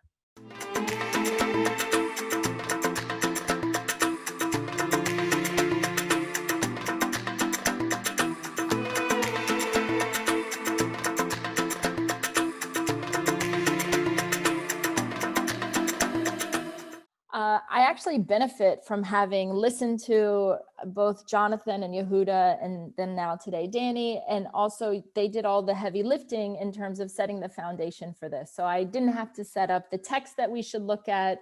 I didn't have to talk about the perception of Jews and how Jews were identified as a collective, even before necessarily they identified themselves, because that work has now been done. So what I'd like to do is actually begin with a quote that Leon Wieseltier, who I know with some is out of favor in terms of quoting, but I think what he has to say here is of value. And he gave this speech actually at a Hebrew college commencement. Some of you may have been there, but I want to put it in the context of universalism and particularism and help that frame the discussion that we're going to be having today. So Wieseltier says, and as you know, philosopher, writer, thinker, that it's an illusion to choose between the specifics, our species, and the general, our people. He says there is no choice between particularism and universalism. Nobody comes from nowhere and nobody goes nowhere. There has never existed a perfectly particular individual or a perfectly universal individual. And he continues, absent the reality of the universal, we could not speak to people unlike ourselves, and they could not speak to us. And when we understand each other, it is also because of the reality of the particular. For it is the concreteness of our lives that makes it possible for us to imagine the concreteness of other lives. If we ourselves did not suffer, we would not know how others suffer. But we suffer in our specificity. Our sympathy for others is not a feeling for the general, it is a feeling for a different particular. So the particular too is a universal condition. And why I want to share that is because Wieseltier in many ways in this particular statement encapsulates my understanding and thinking about this notion of Jewish peoplehood. I said to Aviva when she asked me if I would be willing to participate that my bias is apparent from the moment go because my 4th child's name is Amital. So I deeply care about this concept of Ami, peoplehood, the tribe, the nation. And it's very much a core principle, as Danny was saying, that roots my family's understanding of the way in which we navigate the world and the Jewishness that we have as an operating system within the context of how we want to raise our children and how we would like to see the Jewish community writ large engage in a more I'd say intentional approach around the peoplehood discussion. So let me just say a few things about that intention. Similar to Danny, when I'm teaching students and I say to them, what makes the Jewish people unique? And then how do you talk about the Jewish people compared to other peoples? And where are their similarities and differences? And you do a comparing and contrasting exercise. And as Danny said to you, are they a religion? Are they an ethnic group? Right? Do they have a particular culture? All of these kinds of questions. Do they speak the same language? And when you go through that list, the litany of possibilities, very often what you find is there's a lot of no's to that. Meaning the Jew that he mentioned from Paris, who grew up in a secular home in relationship to the Jew who's more tradition, pre-modern from Yemen, do not have so much in common at the end of the day. And according to Jonathan Sarna, it's that sense of being familial, that relationship of feeling a connectedness, even if you don't actually have that deep relationship that binds you together from a personal experience. And within Jewish tradition and Jewish text, we have this meta history, this meta narrative that does sort of provide an overarching framework, whether real or imagined, which is again why we say B'Shana Haba B'Yerushalayim. It is why we think that we can recognize and see one another in relation to our own experiences, even if we are coming from vastly different places.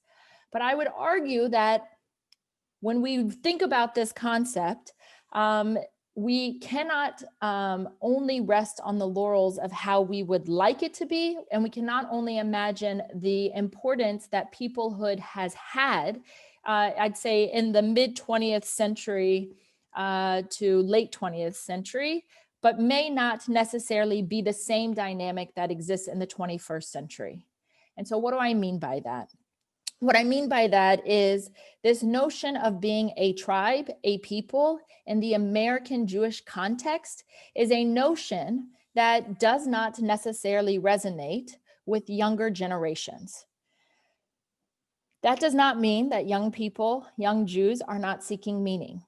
It does not mean that they are not seeking community. It does not mean that they are not seeking belonging. All the more so, they are actually seeking each of these aspects. And yet, it is not Judaism that they are turning. It is not the Jewish community that they are turning to for that meaning, for that belonging, and for that substantive, meaningful relational engagement. And we have to begin to ask ourselves why. Why is it that younger people tend to be looking for community and connection outside of the Jewish experience and not in relation to this idea of the Jewish tribe? And part of that is because in the American landscape, Judaism is understood to be part of a religious phenomena, and the notion of tribalism or peoplehood is one that hasn't been clearly articulated or defined for the younger generation. If it has been defined, it's usually defined in the very negative, narrow understanding of being chauvinistic or jingoistic and too parochial with blinders on. And so it doesn't offer the latitude that many are seeking. And it's not just a problem amongst or a challenge that exists within the younger generation. It's also a challenge that exists in previous generations, but I'd say is amplified tenfold for many of the reasons that Danny pointed out earlier when he started his presentation. But it's amplified tenfold because of this idea of elevating tikkun olam, which is a very valuable component of our tradition, but it's elevated at the expense of the particularism. So I often encounter young people who you will find will stand there beating their chest saying, "Not in my name," particularly around the Israel conversation or certain behaviors around certain segments of the Israeli population, or perhaps even in our own, backyard in Borough Park, where there's a sense of shame or a sense of wanting to distance oneself from particular aspects of the Jewish community and not wanting to be saddled with the burden or feeling embarrassed by particular actions of those sectors of the Jewish community. And of course, when it comes to the Israel conversation, it's around the politics or the political decisions by individuals and then the actions of what it means for a majority to make decisions that will impact a minority, which is a very uncomfortable conversation for many Jews, not just young Jews, because that is not a conversation that is navigated deftly or seriously with intention in most American Jewish communal landscapes. So what I am saying is that this concept of tribal, this concept of peoplehood is not a concept that is familiar with younger generations. The second piece of that is that when we hear about what it means to engage on behalf of a tribe, it is often done in with the historical memory of looking back on experiences like Soviet Jewry movement, or looking at Operation Moses, thinking about rescuing Jews, the impact of rescuing Jews, and then often in terms of what does it mean to be present or to be in solidarity with the Jews who are living in Israel, particularly when they are facing a military threat, a security threat. And that does not, again, resonate with a younger Jewish population.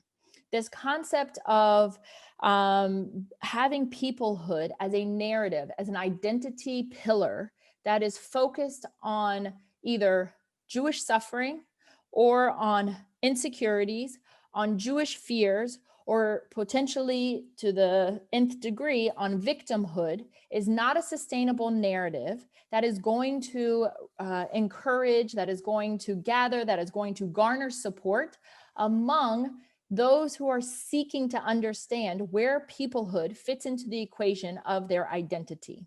So we have to begin to think about this concept of peoplehood as how do you define it, not one in the negative. What does it mean to define peoplehood in the positive so that it is focused on being able to recognize the diversity of perspectives, the diversity and multiplicities of identities, and yet at the same time celebrating that while engaging deeply with the differences in a meaningful way and not lamenting those differences or only harping on the challenges that Jews face and only being present for Jews when they are in a moment of crisis or despair. Crisis Zionism, crisis Jewishness, crisis identity may not be the way in which we would want to move forward in order to help young people find that sense of collective identity that brings meaning and substance and connection and relationships. The next piece that I would emphasize is why this matters. And Yehuda said very clearly that he understood Jewish peoplehood to have a component of pluralism to it, and I would deeply agree with that. Pluralism, in my mind, is an essential component of Jewish peoplehood.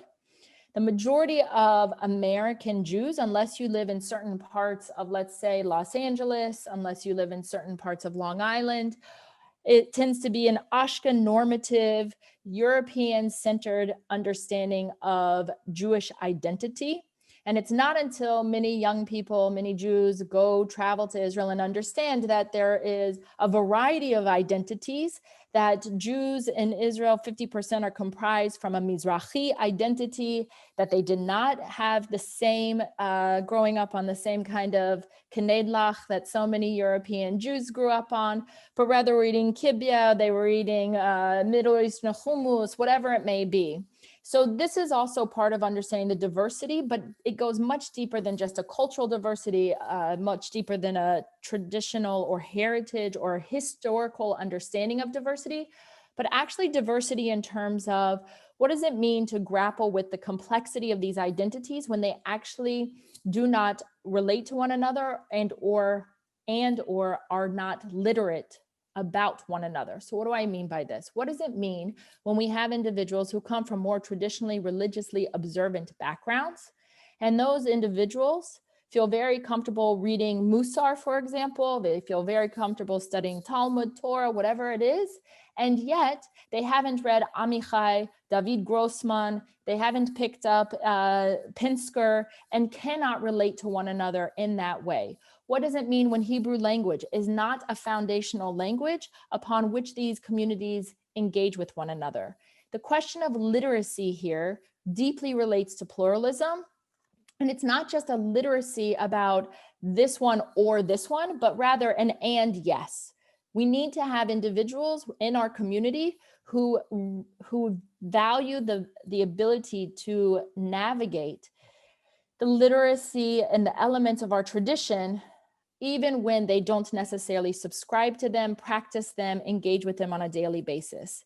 And all the more so, this happens in terms of politics, this happens in terms of the relationship with Israel, because if we are not focused on that deep, intentional, pluralistic understanding and recognizing the differences so that those differences can be heard and actually navigated, understood, examined, whatever the words you want, then it's going to be a very shallow understanding at the end of the day of the purpose of peoplehood.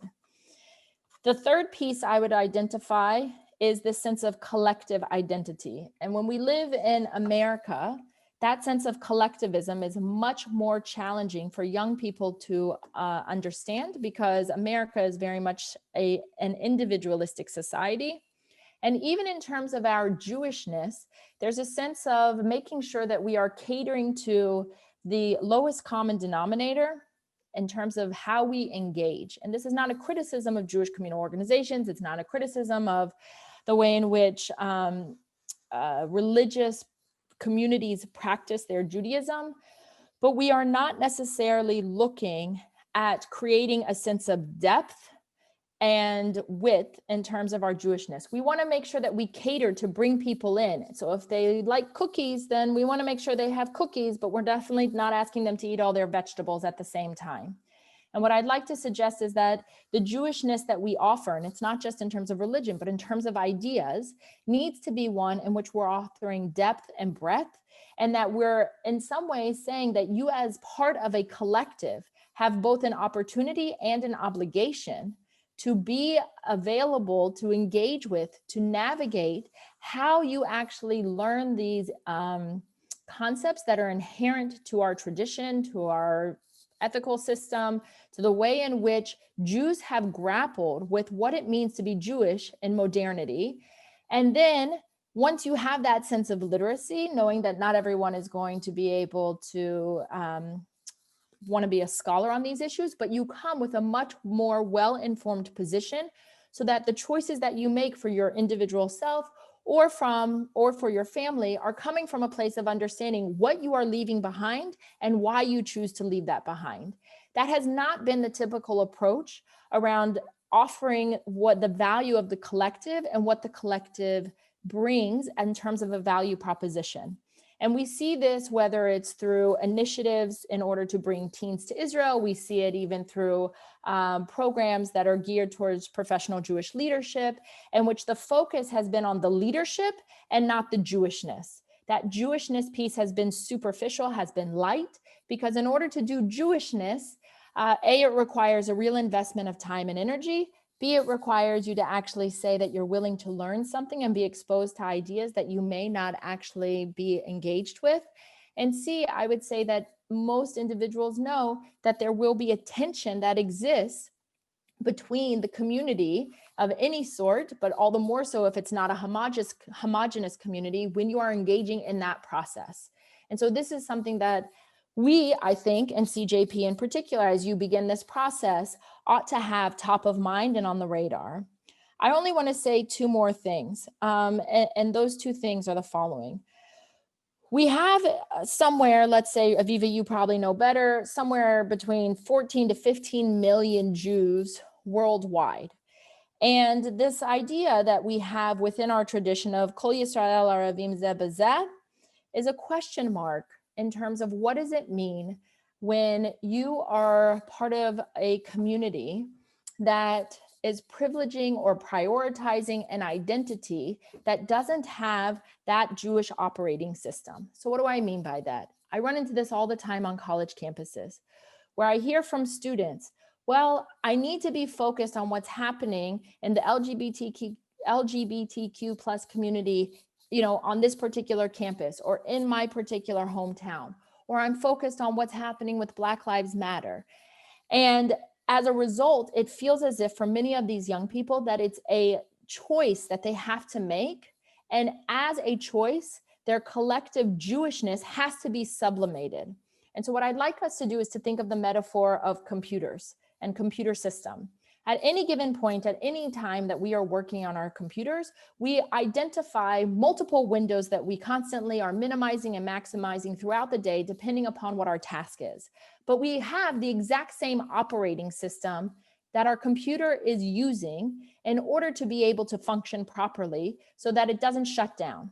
And I'd like to suggest that the computer operating system that young people need is an operating system that is not understood only in the context of minimizing or maximizing a window, but becomes the lens through which they engage in the world. And right now, that lens, for many, not all obviously, is highly functionally dependent purely on the window that is open. Today, I feel like a vegan. Tomorrow, I feel like an environmentalist. The next day, I might feel like I'm for Black Lives Matter. The next day, I'm for a feminist cause. It's not to say none of these are important. They're all important. But the operating system ought to influence how young people engage in that. And peoplehood is a primary component of that operating system. I do not necessarily think I am speaking on behalf of my generation or younger generations who would agree with this. I'm telling you, they probably don't understand what I'm even saying. And I don't even know, Aviva, and maybe you could tell me what you think because you work with many young people, if this is a conversation many young people are even having. My suspicion is that at the level of the peoplehood conversation, only those who are already invested and have bought into this idea would they be having it. And for many who haven't yet thought about it, it's not something that is necessarily a language or a lexicon or a discourse that they are familiar with, or one that has been introduced to them at any stage of their educational journey. Here's the last thing I wanted to say. Someone, Lisa, I believe it was you, you mentioned the value and the importance of trips to Israel, right? And Danny mentioned the idea of the calendar. I think all of these things are important. And I would also say the experience of living Jewish time and living in a Jewish environment in which you are engaged with Jewish peers, sometimes that could be in Israel, but it also could easily be at a summer camp, becomes of primary importance in terms of how you inculcate an experiential opportunity to embody peoplehood. Peoplehood is not something you can just read about. I know I just said you need to be literate, and I fully believe you do. But it is not just about a theoretical framing, the cerebral. You have to actually live it. You have to breathe it. You have to be able to know what it means to have Shat Menucha and what it means to say Shabbat Shalom to your bus driver. You have to be able to understand why you buy the parachim that are $5 right before everything closes, and that sense of excitement on Shabbat.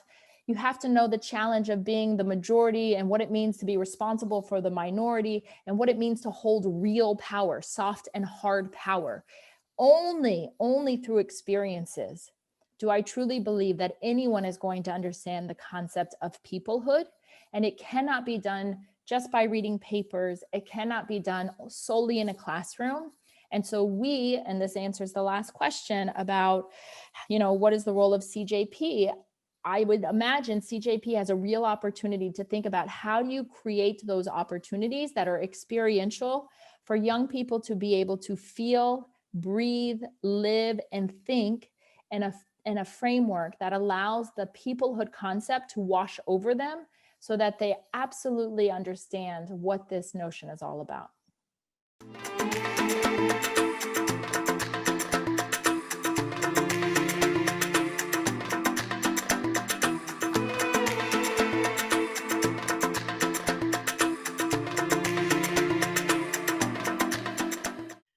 I've been following the work of CJP for quite some time, and been in Boston and met with you quite a few times. And I believe that this organization really stands out in its sophistication and nuanced approach towards so many challenges of the Jewish community today. David, thank you very much for the introduction of Reut. I will add that above this definition of what Reut is, we actually do four things. The first thing is that we provide thought leadership based on a unique theory, methodology, and even technology, which allows us to identify blind spots. The second thing that we do is that we empower key stakeholders by helping organizations re-strategize and restructure vis-a-vis certain challenges. The third thing that we do, we create networks and coalitions regarding every issue that we tackle. And in this conversation, I'm going to use as an example more than once the Peoplehood Coalition. I will get to that, the Israeli Peoplehood Coalition. And the fourth thing that we do, we educate decision makers and we share knowledge with the Jewish leadership. So we do four things: thought leadership, empowering key stakeholders, creating networks and coalitions, and educating decision makers. Diving straight into the issue, I was asked to refer in my presentation to these four questions, which I plan to do. And I will do so by sharing also our analysis of the current state of affairs of Peoplehood as we see it and as guides our work in Israel. So the first question was, what is Peoplehood for me? And I have a very short answer here, very short definition. Peoplehood for us in Reut is the consciousness of belonging to the Jewish collective. Okay, the consciousness of belonging to the Jewish collective. Now, the expressions of Jewish peoplehood, and I think this is where it's get a little bit more interesting, are acts of Jewish solidarity and strong affiliation and support between Jewish communities worldwide. In this regard, as Israel was established as the nation state of the Jewish people, Israel engagement, or better say, strong relations between Israel and world Jewry have become a foundational pillar, of course, of peoplehood. So the word peoplehood was invented during the first half of the 20th century, but its extensive use recently has become evident only the past couple of decades. And in this regard, this frequent use in this word is the result of the erosion in that consciousness of belonging to the collective, right? And indeed, 70 years ago, following the tragedy of the Holocaust and the euphoria following the establishment of the State of Israel, no one really used the word peoplehood because there was no need in using it. It was actually exercised. It was part of the Jewish experience. When an Israeli Jew met an American Jew, the sense of this unbreakable connectivity was there. And indeed, since its establishment and certainly following the 6 Days War in 1967, the State of Israel received broad support from the majority of world Jewry from across the political spectrum. And this support largely pushed aside disagreements and differences surrounding Israel, even as criticism over Israeli policy grew during the 90s, usually around the Palestinian issue. I will switch glasses. Yet the support and identification with Israel among American Jewry is slowly eroding. You clearly know that better than me. The connection to the young Jewish generation, the connection to Judaism is actually weakening, and so is their declining appreciation for community institutions. For many Jewish millennials, the perception of Israel as pluralistic, peace-seeking, and democratic, PPD, pluralistic, peace-seeking, and democratic, and their critical view of Israel actually becomes their main source of political and social activism in many cases. And in this climate, the imperative of supporting Israel and even fighting against anti-Israeli sentiment, or as we call it, delegitimization, is losing consensus in the Jewish community. And increasingly, the rising generations see threats in Israel's legitimacy as exclusively Israel problem, or sometimes as fake news propagated by Israel in order to avoid criticism. Now, this dynamic diminishes Jewish communal cohesion and undermines the political strength and efficacy of American Jewry, and also compromises the ability of the Jewish community to engage with young liberal Jews. So as such, more voices within American Jewry are challenging the notion that fighting anti-Israeli groups or fighting delegitimization should be a core issue within the Jewish communal organizations, and are actually calling to focus only on domestic issues. Domestic, namely, does not include Israel, which says a lot about this shift on how Israel has no longer become an integral part of American Jewish identity.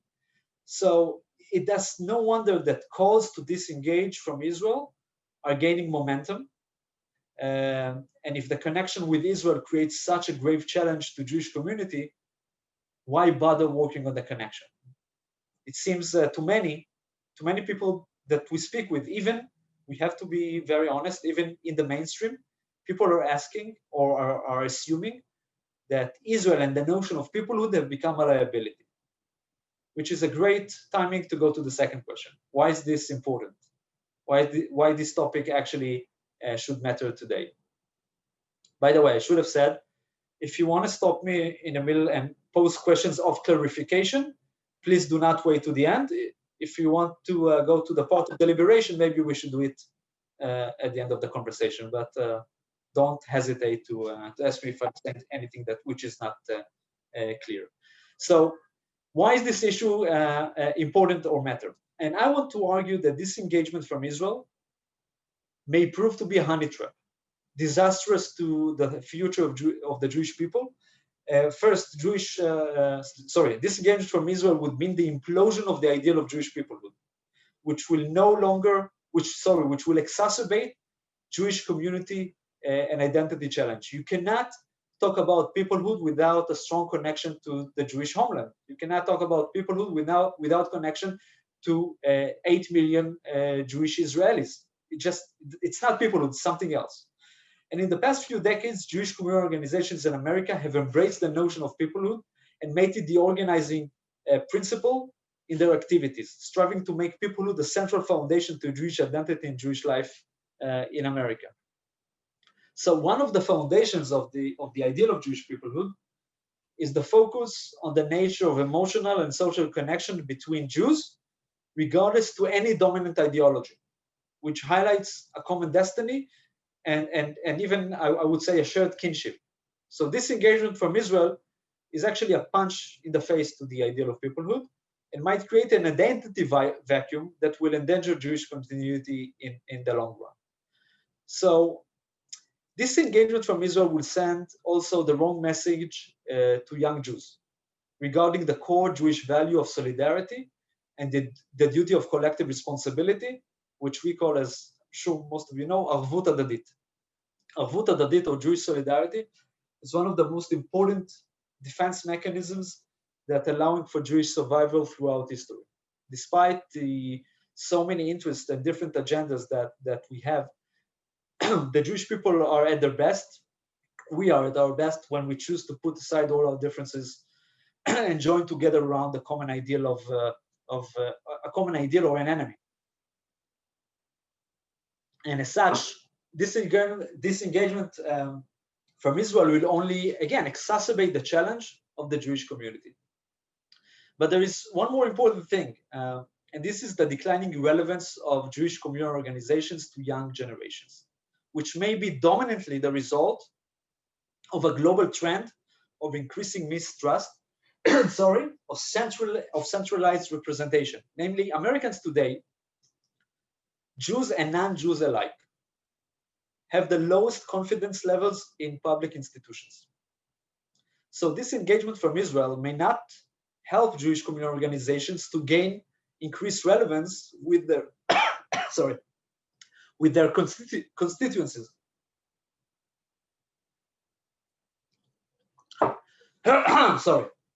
On the contrary, namely, this engagement will only deepen fissures within communities, philanthropic circles, and even families, and could undermine dramatically the political efficacy of the Jewish communal organizations. So, moving to the third questions, where do we see the opportunities? And I took the liberty, Aviv, I hope that that's part of that's okay, it's part of the rules, to add the word threats, because usually threats and opportunities are actually going together. And clearly, we should not avoid dealing with probably the most dominant factors in our life in the past year, and this is the corona pandemic. The world is experiencing a huge disruption with several unique effects on the Jewish community. The pandemic could lead to a global paradigm shift and to change social order and put Jewish communities worldwide in a radical reality. And seemingly, corona is a blow to the ideal of peoplehood, right? Because Israel engagement moves to the back seat and communities are addressing the most basic needs, the attention given towards Israel decreases. I don't need to tell you that, you know all that, right? As you understand, we do not see it as a tactical timeout. We believe that this inward approach is amplified by the decline of the ideal of Jewish peoplehood. I think that it sits on deep undercurrents which escort us in the past couple of decades. But there are good news, and the good news is that there are actually few good news. This is, I believe, a huge opportunity for Jewish communal organizations and federations. Globalizations, as we know it, is changing because of corona. In recent years, as you know, Jewish federations have been challenged by outside to the establishment organizations, and many young Jews have been opting away from communal framework. The roots of this reality could be largely attributed to the influx of globalization, open globalizations, which brought about the formation of shared universal norm and individualistic outlooks at the expense of communal values. Now, that sort of open, borderless globalization is being challenged, and we expect the desire for collective affiliation and communal affiliation to increase. So, coupled with the support that organizations like yourself offered during the coronavirus crisis and during times of crisis in general, it may be that even with less resources now, because the Jewish wallet is shrinking all over the world, despite this, we will see Jewish communal organizations become more attractive. And this is following years where we saw their gradual decline. But this is only one. The second is that Corona also presents an unparalleled opportunity to bring new energy into Jewish life, and particularly in Jewish education. And therefore, because we also always look on the Peoplehood angle, it could strengthen the central platform that infuses the value of Peoplehood to Jewish communities across America. Why am I saying this? Because by harnessing the momentum of distance learning, it will be possible to significantly lower the cost of Jewish education and make it more attractive and accessible. And I don't need to tell you that the cost of Jewish education has become a very real barrier to Jewish identity. Now, new models of Jewish education are being built during this crisis, and that could generate a critical turning point in building and affirming Jewish continuity that is based on the notion of peoplehood. But there's also another element, a third opportunity that I want to refer to. And that results from the steep rise in the ideal of peoplehood in Israel. And this is a game changer. And this is why. The gap between Israel and American Jewry is the result of processes and deep undercurrents that happen on both sides of the ocean. And again, sorry for saying this, but you don't need me to tell you about your identity and continuity challenges, generational gap, rising anti-Semitism, and so forth. You're familiar with them more than me. They are extremely complex, and I know you don't have the silver bullet, and you can describe in so many ways how difficult it is to face with these challenges, but you cannot say one important thing about these challenges. These challenges are not a blind spot. They are not a blind spot to you, to federations, to Jewish communal organizations, namely federations and Jewish communal organizations, and certainly the CJP. You are all tuned to the challenge and invest many resources in ensuring Jewish continuity and identity. You cannot say the same thing about the Israeli side. Zionism, and don't get me wrong, what I'm going to say as a proud Zionist. Zionism creates a distorted view of how Israelis see Jewish communal organizations, sorry, not Jewish communal organizations, but Jewish communities outside Israel. Classical Zionism rejected the notion of the diaspora and held the complete and thought or promoted the idea that complete Jewish life could only happen in Israel, and therefore called for every Jew to make Aliyah. This rendered irrelevant for Israelis the need to know Jewish communities outside of Israel. So as a result, the Israeli educational system, which I'm a graduate, which I'm an alumni, did not include any curriculum about Jewish communities following 1945. We know nothing about you. We know nothing about your religious Jewish streams. We know nothing about your political organizations, etc., etc. We know nothing about Jewish communal organizations. And it's not only we. Ask even top decision makers in Israel to name 3 Jewish communal organizations that are not AIPAC. You will be surprised or disappointed if you know Israelis by the results for sure. Zionism is also screwed up when it gave the monopoly on Jewish life to the one-dimensional Judaism of the Orthodox rabbinate. So the result of both these factors, educational system and the rabbinate, is that the biggest Jewish stream in the Israeli society, what it is, by the way, do you know? The biggest Jewish stream in Israel? Seculars, exactly. Seculars is composed of millions of Israelis who are ignorant about what connects them to the Jewish world, what connects them to the Jewish collective, and by the way, about many aspects of Judaism. And I'm embarrassed to say that I consider myself as a product of this constituency. So we in Reut understood that despite the fact that this challenge is relevant to both sides of the pond, the threshold to create a systemic change emanates in our ability to cultivate the most basic reception in Israel to your Israel engagement efforts. Namely, we need to work to make Israelis care, to develop this sense of belonging to the Jewish collective. Namely, Aka peoplehood, right? So it is clear when there is no Israeli receptor for your Israel engagement efforts, your ability to succeed will be limited. You cannot unilaterally engage. It just doesn't work. So following years and years when you were practicing Israel engagement, and there was no receptor in the Israeli society, I'm sure that that's a partial explanation why Israel is not so appealing to the eyes of many American Jews as it should have been.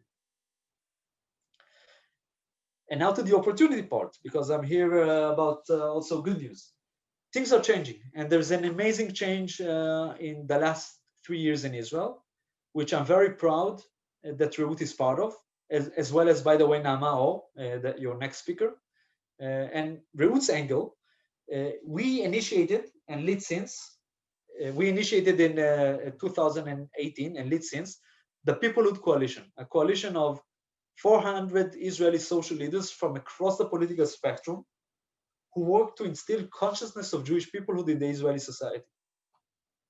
We have members of Knesset and even ministers who participate in our activities and are working with us. We have several task forces on different aspects of Israel's relations with world Jewry.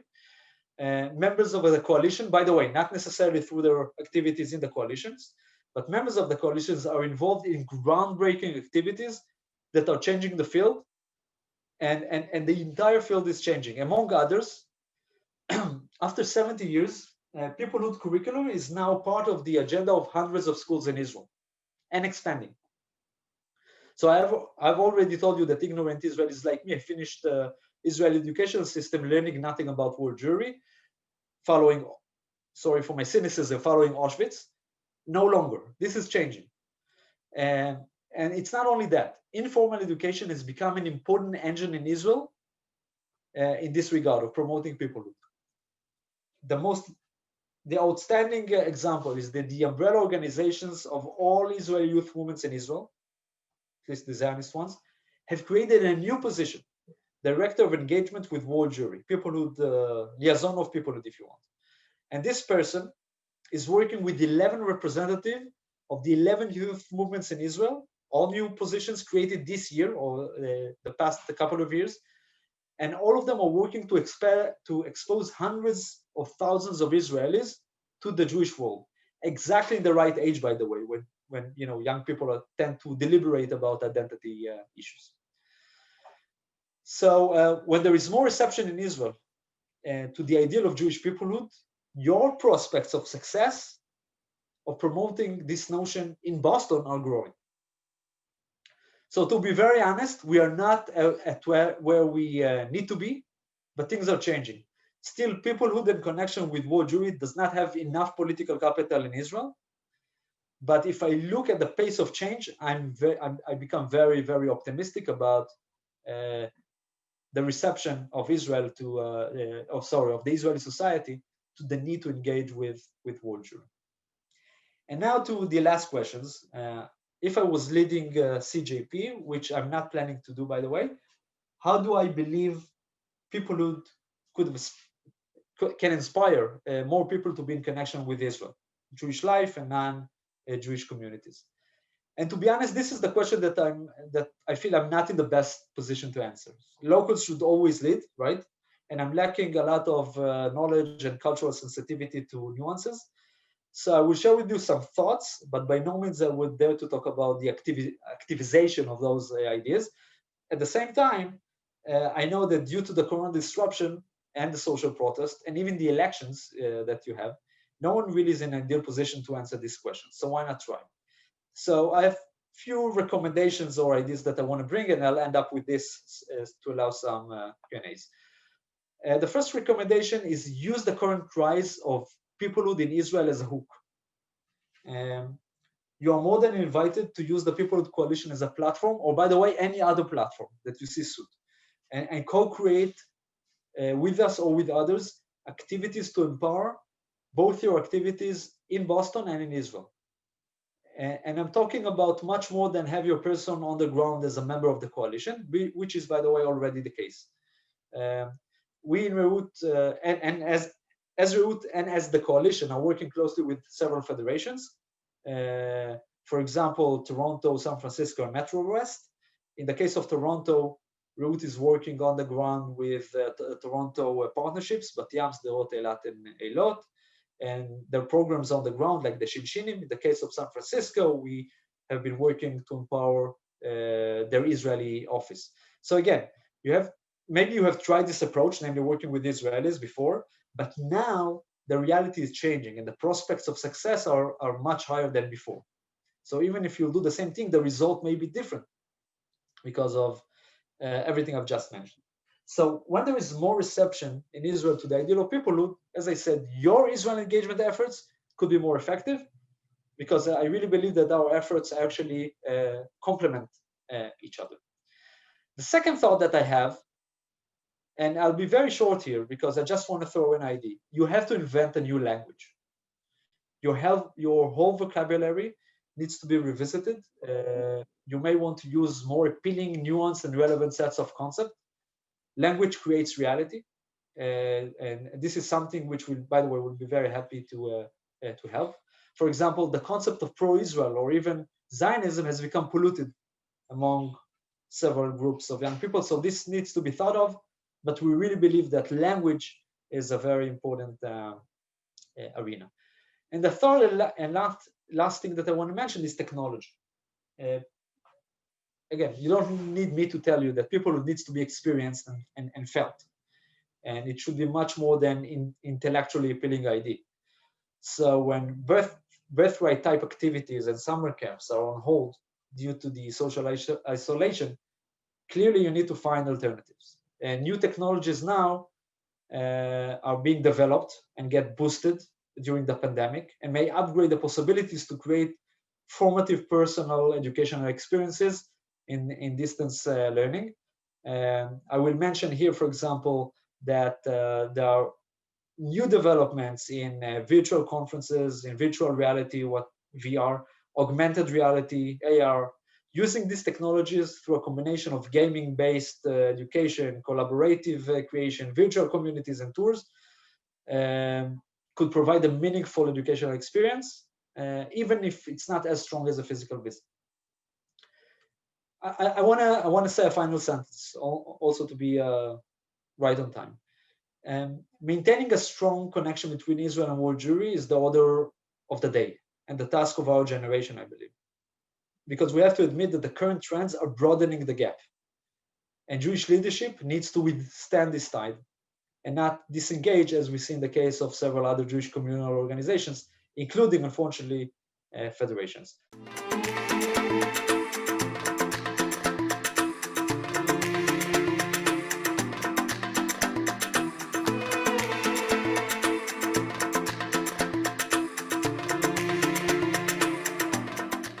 Shalom, shalom, shalom. It's so exciting to be here. I miss you all so much every day, and especially now at these times when I can't come and visit. Boston is definitely my second home. And I feel like I'm in the same, I'm wearing short sleeves, but besides that, I feel like we're in the same area. You're already in the fall, and I understand it's a bit cool. Here, we're still going to the pool.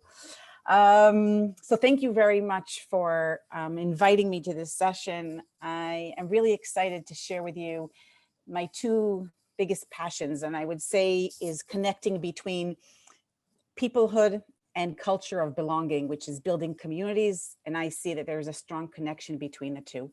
If it's okay, I will share with you. I will try, but it doesn't work. Why can't I share? Aviva, can I send you the presentation and you'll share it? Absolutely. You're a co-host, so you should be able to, but otherwise send it to me. Well, I'm trying, but it says there's an error. Okay. I don't know why. Try again now. I'll try. Nope, it says there's an error sharing the screen. Try again later, it tells me. So I sent it to you in your email. So if you can open it, would be good. Let me see where I am. I'm probably going to need you, but well, you can't. How will we do this? When I need to press on the presentation and know where to move forward, but I'll kind of give you a heads up. Okay, it hasn't come through. It hasn't come through yet. Okay, So I'll start. And as we move forward, we'll kind of connect between the two. When you get it, just put it up there and I'll tell you where I am already in the presentation. Excellent. So you asked me, how do I define peoplehood? And I believe after you heard, I'm your sixth speaker. So you might have heard some of the words that I'll kind of mention here from former speakers. Even Iran just mentioned a few of them. And they'd be awareness, consciousness, belonging, inclusiveness, heritage, identity, purpose. All of the words work, but I feel that they're all part of the story. And before I share with you my perspective, I'd rather start, if you don't mind, with your second question. I promise I'll get back to the first. And that is, why is it important? I see you're about to share. Sababa, can you go to the presentation mode? Can you do the presentation mode? Yeah, Sababa. Muna, you're already there? These are the words, I already mentioned them. And you can go to the next slide. So why is it important? So it's important today more than ever. And I think I would say that I believe peoplehood is critical to the Jewish existence. It bonds us. The connection between all our segments are crucial. And unfortunately today, if you can press, there's a higher risk for segments to disengage, and by that, threaten our resilience. We can see that in Israeli society. We can see that what's happening with the Democrats and the Republics. We can see that what's happening in the different denominations. And we can see that also, just like Avima mentioned, with the WZO and what a balagan there is now before the Congress starts tomorrow. And peoplehood connects and creates a unique bond between Jews. And I say that because I personally experienced it, and so did so many Israelis, just like David mentioned before. I grew up in Boston when I was a child, living there and being part of the Jewish community, and then came back raising my children in Boston and exposing them to diverse and exciting ways to be Jewish. This diversity is not something easy to find in Israel, but it definitely strengthened my Jewish identity and my family's. I remember when we went the first time with my children to KI, and my eldest said, Ima, there's a woman here with a kippah. And another son said, Ima, she's using a microphone on Shabbat. And my little daughter said, we're all together here. We're not used to davening and praying or whatever, being in a shul together. So all of that kind of opened up new lives. TBZ on Yom Kippur, Temple Bet Elohim on Friday night, all of these exposure of different ways of practicing Judaism is something that opened our horizons. And today, more and more people that experience these connections and mifgash with different Jewish segments understand that we can be Jewish in many ways, and how Jewish peoplehood is the most inclusive opportunity that everyone can find their place and feel very much connected. So a mifgash, a word that we've been using for years, but a mifgash between Jewish communities around the world upgrades our Jewish identity. If you can press again, just one. So people need to feel belonged. And we want to belong to something bigger than ourselves, and to be with people like ourselves. And not always the establishment can give them that. So this is why creating Jewish communities where every single Jew feels belonged is vital to strengthen their identity. And the connection between communities enhances their Jewish identity even further, like I mentioned before. That is peoplehood.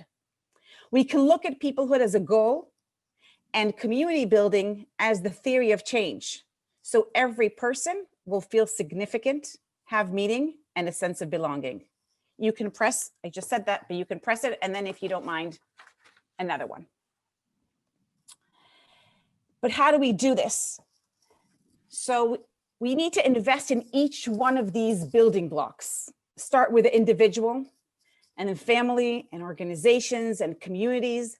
These are social forms of relationships that enable human engagement.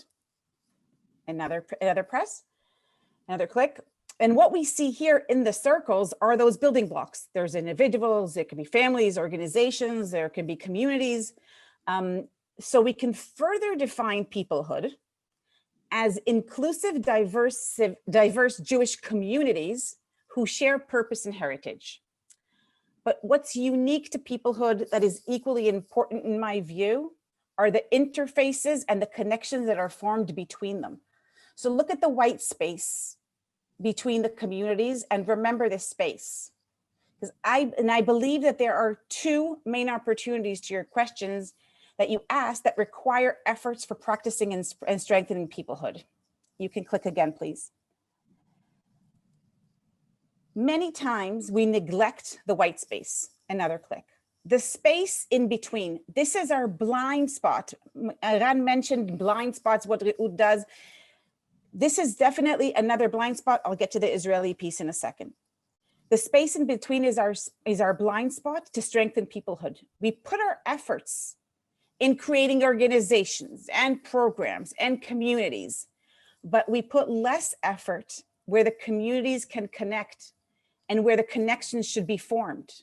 Meaning the connecting between these organizations, programs, communities, and they create a larger impact, a collective impact. And second, another click, is to strengthen the engagement within the core building blocks of family and community, and making sure that the concept and idea of peoplehood is embedded in their narrative and practices. And both of these two are intertwined. Strengthening one means strengthening the other, and vis-a-vis. So because many of you know me, and David also said that we are probably going to have more of a tachlis talk. This was the most theory that I can give you. I have to now move to tachlis. So I want to share with you two examples based on my experience that will kind of help us define the practical principles so we can walk the talk. Another click. And the two principles are one of IAC, which David mentioned and many of you know. And the second is belong. And that is what I've been doing, part of what I've been doing since I came back to Israel, and that's really connecting Israelis with world Jewry. Like Eran said, this is another neglected blind spot. So if you click the IAC piece, I will demonstrate on that, how we focus on building blocks. And then with the belong, I want to demonstrate investing in the white space. And another click. I'll start with this. When we started the IAC, and luckily I have Ilan here and David that were with me from the Go Start, and Iris I met on the way. But when we started building, understanding that we want to build a community, we understood that we want to bring here the people that are part of the community, even though there was no community then, but they lived there long enough. So what we decided, what we want to do is that we sent out a call out, a shout out, and said, whoever wants to be part of the community, whoever wants to say and influence what will happen, come to meet. And it was in the Mishkan Tefillah, before it's not anymore a Mishkan Tefillah. We met there. I actually thought maybe 20 people would come. And I was surprised that 100 people came. And remember, this is like the first 2 months, I think, of the IAC, like a very, very, very initial part of the organization. And what we did there, what kind of connected the people that were there is that they all were born in Israel and came at a certain time of their life. It can be 2 years ago, 3 months ago, or 15 or 20 years ago. And they all spoke Hebrew. But they didn't have then a shared story and a purpose. So what we did at that Mitchabrim meeting was, first of all, created and started to discuss what is our shared story and purpose. And the second piece is, what are our assets? That means, who do we have in the community? Who do we have leadership? Do we have people? Do we have talents? And then what are our needs? Then with our assets and how to address our needs, then we can serve like a greater purpose. And what we came out of that gathering that evening was that we had about 10 different task forces. And I want to name those task forces and say we had bonding community groups, BCGs. And those bonding community groups served different needs with assets in the community. I'll give you two examples, mainly because I can't remember them all, but I give you two that probably, and I kind of met some of the people here along the way with them. The first one was IAC advocacy. What did that mean? And many of you know Avner. Avner was at that meeting with many others, and many Israelis said, we don't know how to speak Israel. Are you guys with me? Because I feel like yeah, okay. We don't know how to speak Israel in America. We need tools. And with that group, with that bonding community group, which started out with 2 people and then kind of gradually became more and more people. And that's how I met Aviva. And that's how I talked to when I met with Lisa. And we kind of created a much larger group, again, based on the needs and based on the people of the community and the assets that we had in order to serve that purpose. That's one. And the second thing that many said is that we feel that there's a need to care about others in the community. We called it IAC Care. It was way back. And Rivkele was one of the people that kind of started it, and a few others by saying, how do we help women after they give birth when their immediate family and friends aren't there to help them? How do we help the elderly? How do we help others? So what I'm saying is that we started out again with 3 or 4 people, and it grew so much, which is really heartwarming. It's because it came to a need, and we had the assets and there was a purpose to it. Remember, bonding community groups. Those are the first 2 clicks that you can do when I want to mention mitchabrim in creating culture of belonging. And the second thing I want to mention is gvanim. We understood also quite from the get-go that we need to create leadership, and we need exponential leadership in order to have change agents, peoplehood change agents that will understand the core and carry the story and lead and help lead the community. So I came to and learned from Dara about Acharai, and I went to the Bay Area and I went to Israel and to meet the people and formed IAC Gvanim. And IAC Gvanim was meant to bring in and to identify potential leaders in the Israeli American community, to work and then talk with them peoplehood and what is that triple identity of Israeli American Jewish that I am. Understand the broader Jewish community, but then again, go back to the initiatives and say, okay, what are our needs? Who are our assets? Create those initiatives, and then again, create those ripple effects in order for me to engage more and more and more people. So creating a culture of belonging means not to provide services, but rather identify together the assets within the community and creating an environment where the constituents are stakeholders and take responsibility to address their wider purpose in a way of ripple effect that can encourage others to join. So if you do now 4 different clicks, because I didn't want to, if I was here, I'd do it by myself, but if we have these 4, this is what I highlighted here in the slide are these concepts that when we develop the building blocks of peoplehood, we must pay attention to our shared story and purpose. How do you utilize assets to address needs? Do we ask the young people in the community what they need in order to engage them?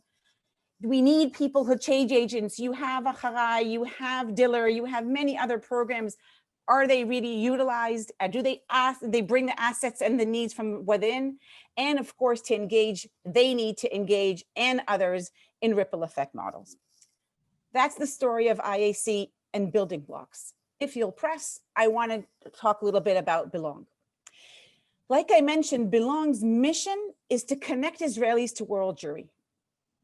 I want to speak about the white space, and it's again all about connections. One organization and community alone cannot create such a change in vision.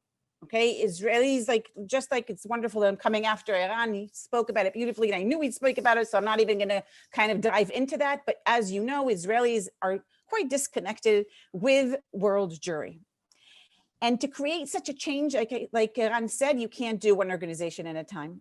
You need collaborative work to create such impact. So how do you do such a thing when everyone looks within their own organization and community and no one really sees the full picture? Because everyone wakes up in the morning and has to report back to their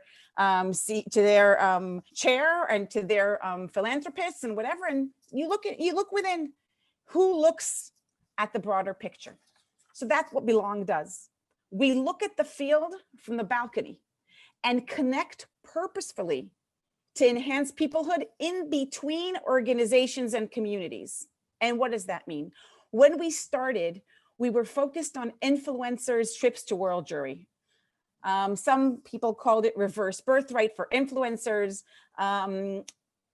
You meet them regularly when they come. It can be with the Wexners, it can be with Maoznikim, the Rudermans, and many others.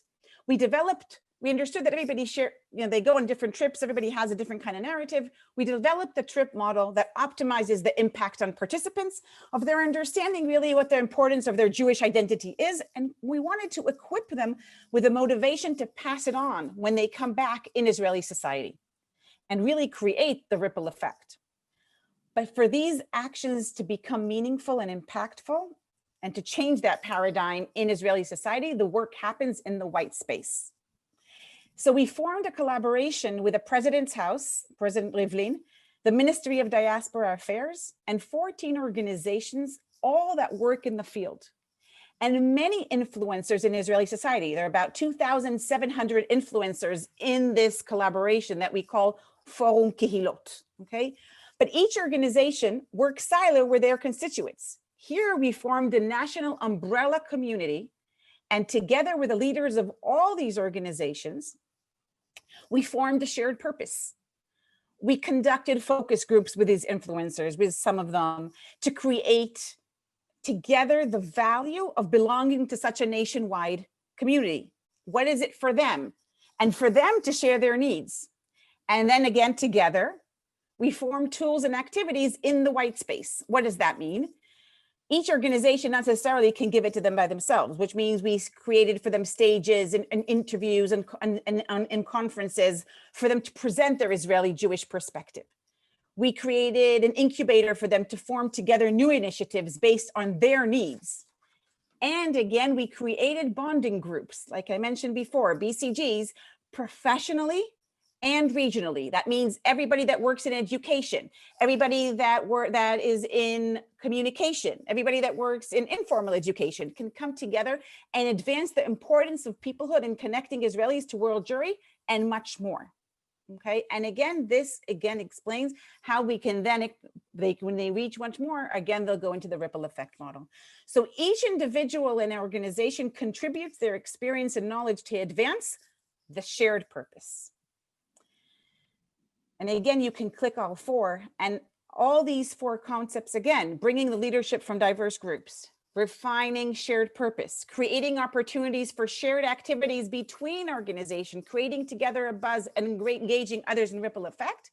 This work within the white space broadens the perception of what peoplehood is. One more click. So this kind of sums it up in a way that this is what I believe is the recipe for practicing peoplehood. It's what I mentioned before. So how each of these components, okay, there's the whole manual. I'm not getting into the details of each one of these components on the how. We can get into it in a different time if you'd like, but for the purpose of this conversation and what's relevant, this should be enough, the main concept. But what's most important for me to say is that, again, we have communities and the building blocks, and how do we then work with each individual family, organization, community with each one of these concepts, and how do we work in between the white space. And then you asked me, how do I see it looks in CJP? If I were in CJP, and no, I'm not planning to move back to Boston, so that's probably not going to happen, even though my heart is always with you. And if you can, please click. So I believe we're here to prioritize two things. I'd start with a white space. Because Bemet Boston is an amazing community and with wonderful, wonderful, wonderful sub-communities and organizations. And part of what I'm saying here, I know you already do, but I want to kind of highlight them. I would say invest in the white space is to create professional and regional bonding groups. And that would mean within the Greater Boston area and between Boston and Israel and global and different Jews that care about the same things. So I know you've done it for quite a few years, let's say with Haifa in certain areas, let's say of teachers and others, but there can definitely be in many other areas where you feel that coming together and understanding what can be those connection and connected activities, like I mentioned before in the concepts, that's where I believe a lot of the investment should be. And in the strengthening the building blocks, if you really want it to kind of in depth have peoplehood embedded in your work, I would say to leverage CJP funding to ensure the implementation of the peoplehood practices. Like I mentioned before, is intentional refining what are the shared story and purposes, utilizing the assets to address the needs to strengthen the engagement, and assign peoplehood change agents in the community so they engage others in ripple effect. I want to address here two other things that before Eran mentioned, because when I think of what Boston is very unique is as thought leaders besides just doers. But many of the things that have happened today in the work of what Eran mentioned and what I do and belong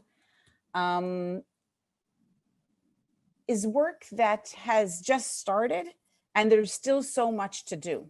So that's another kind of niche that I want to mention here and kind of follow up on what Eran was saying, is that UJA Federation of New York has done a lot of work there in Israel. And we're the first ones to invest in the youth movements that you asked before and Eran mentioned. And today the Ministry of Diaspora invests a lot of money there as well. But there are other, now Federation of San Francisco is getting into that sphere as well. So if that is something that is relevant, there's so much more that we can, of course, expand on that as well. Last click. I kind of want to summarize what I said before, but peoplehood is the goal.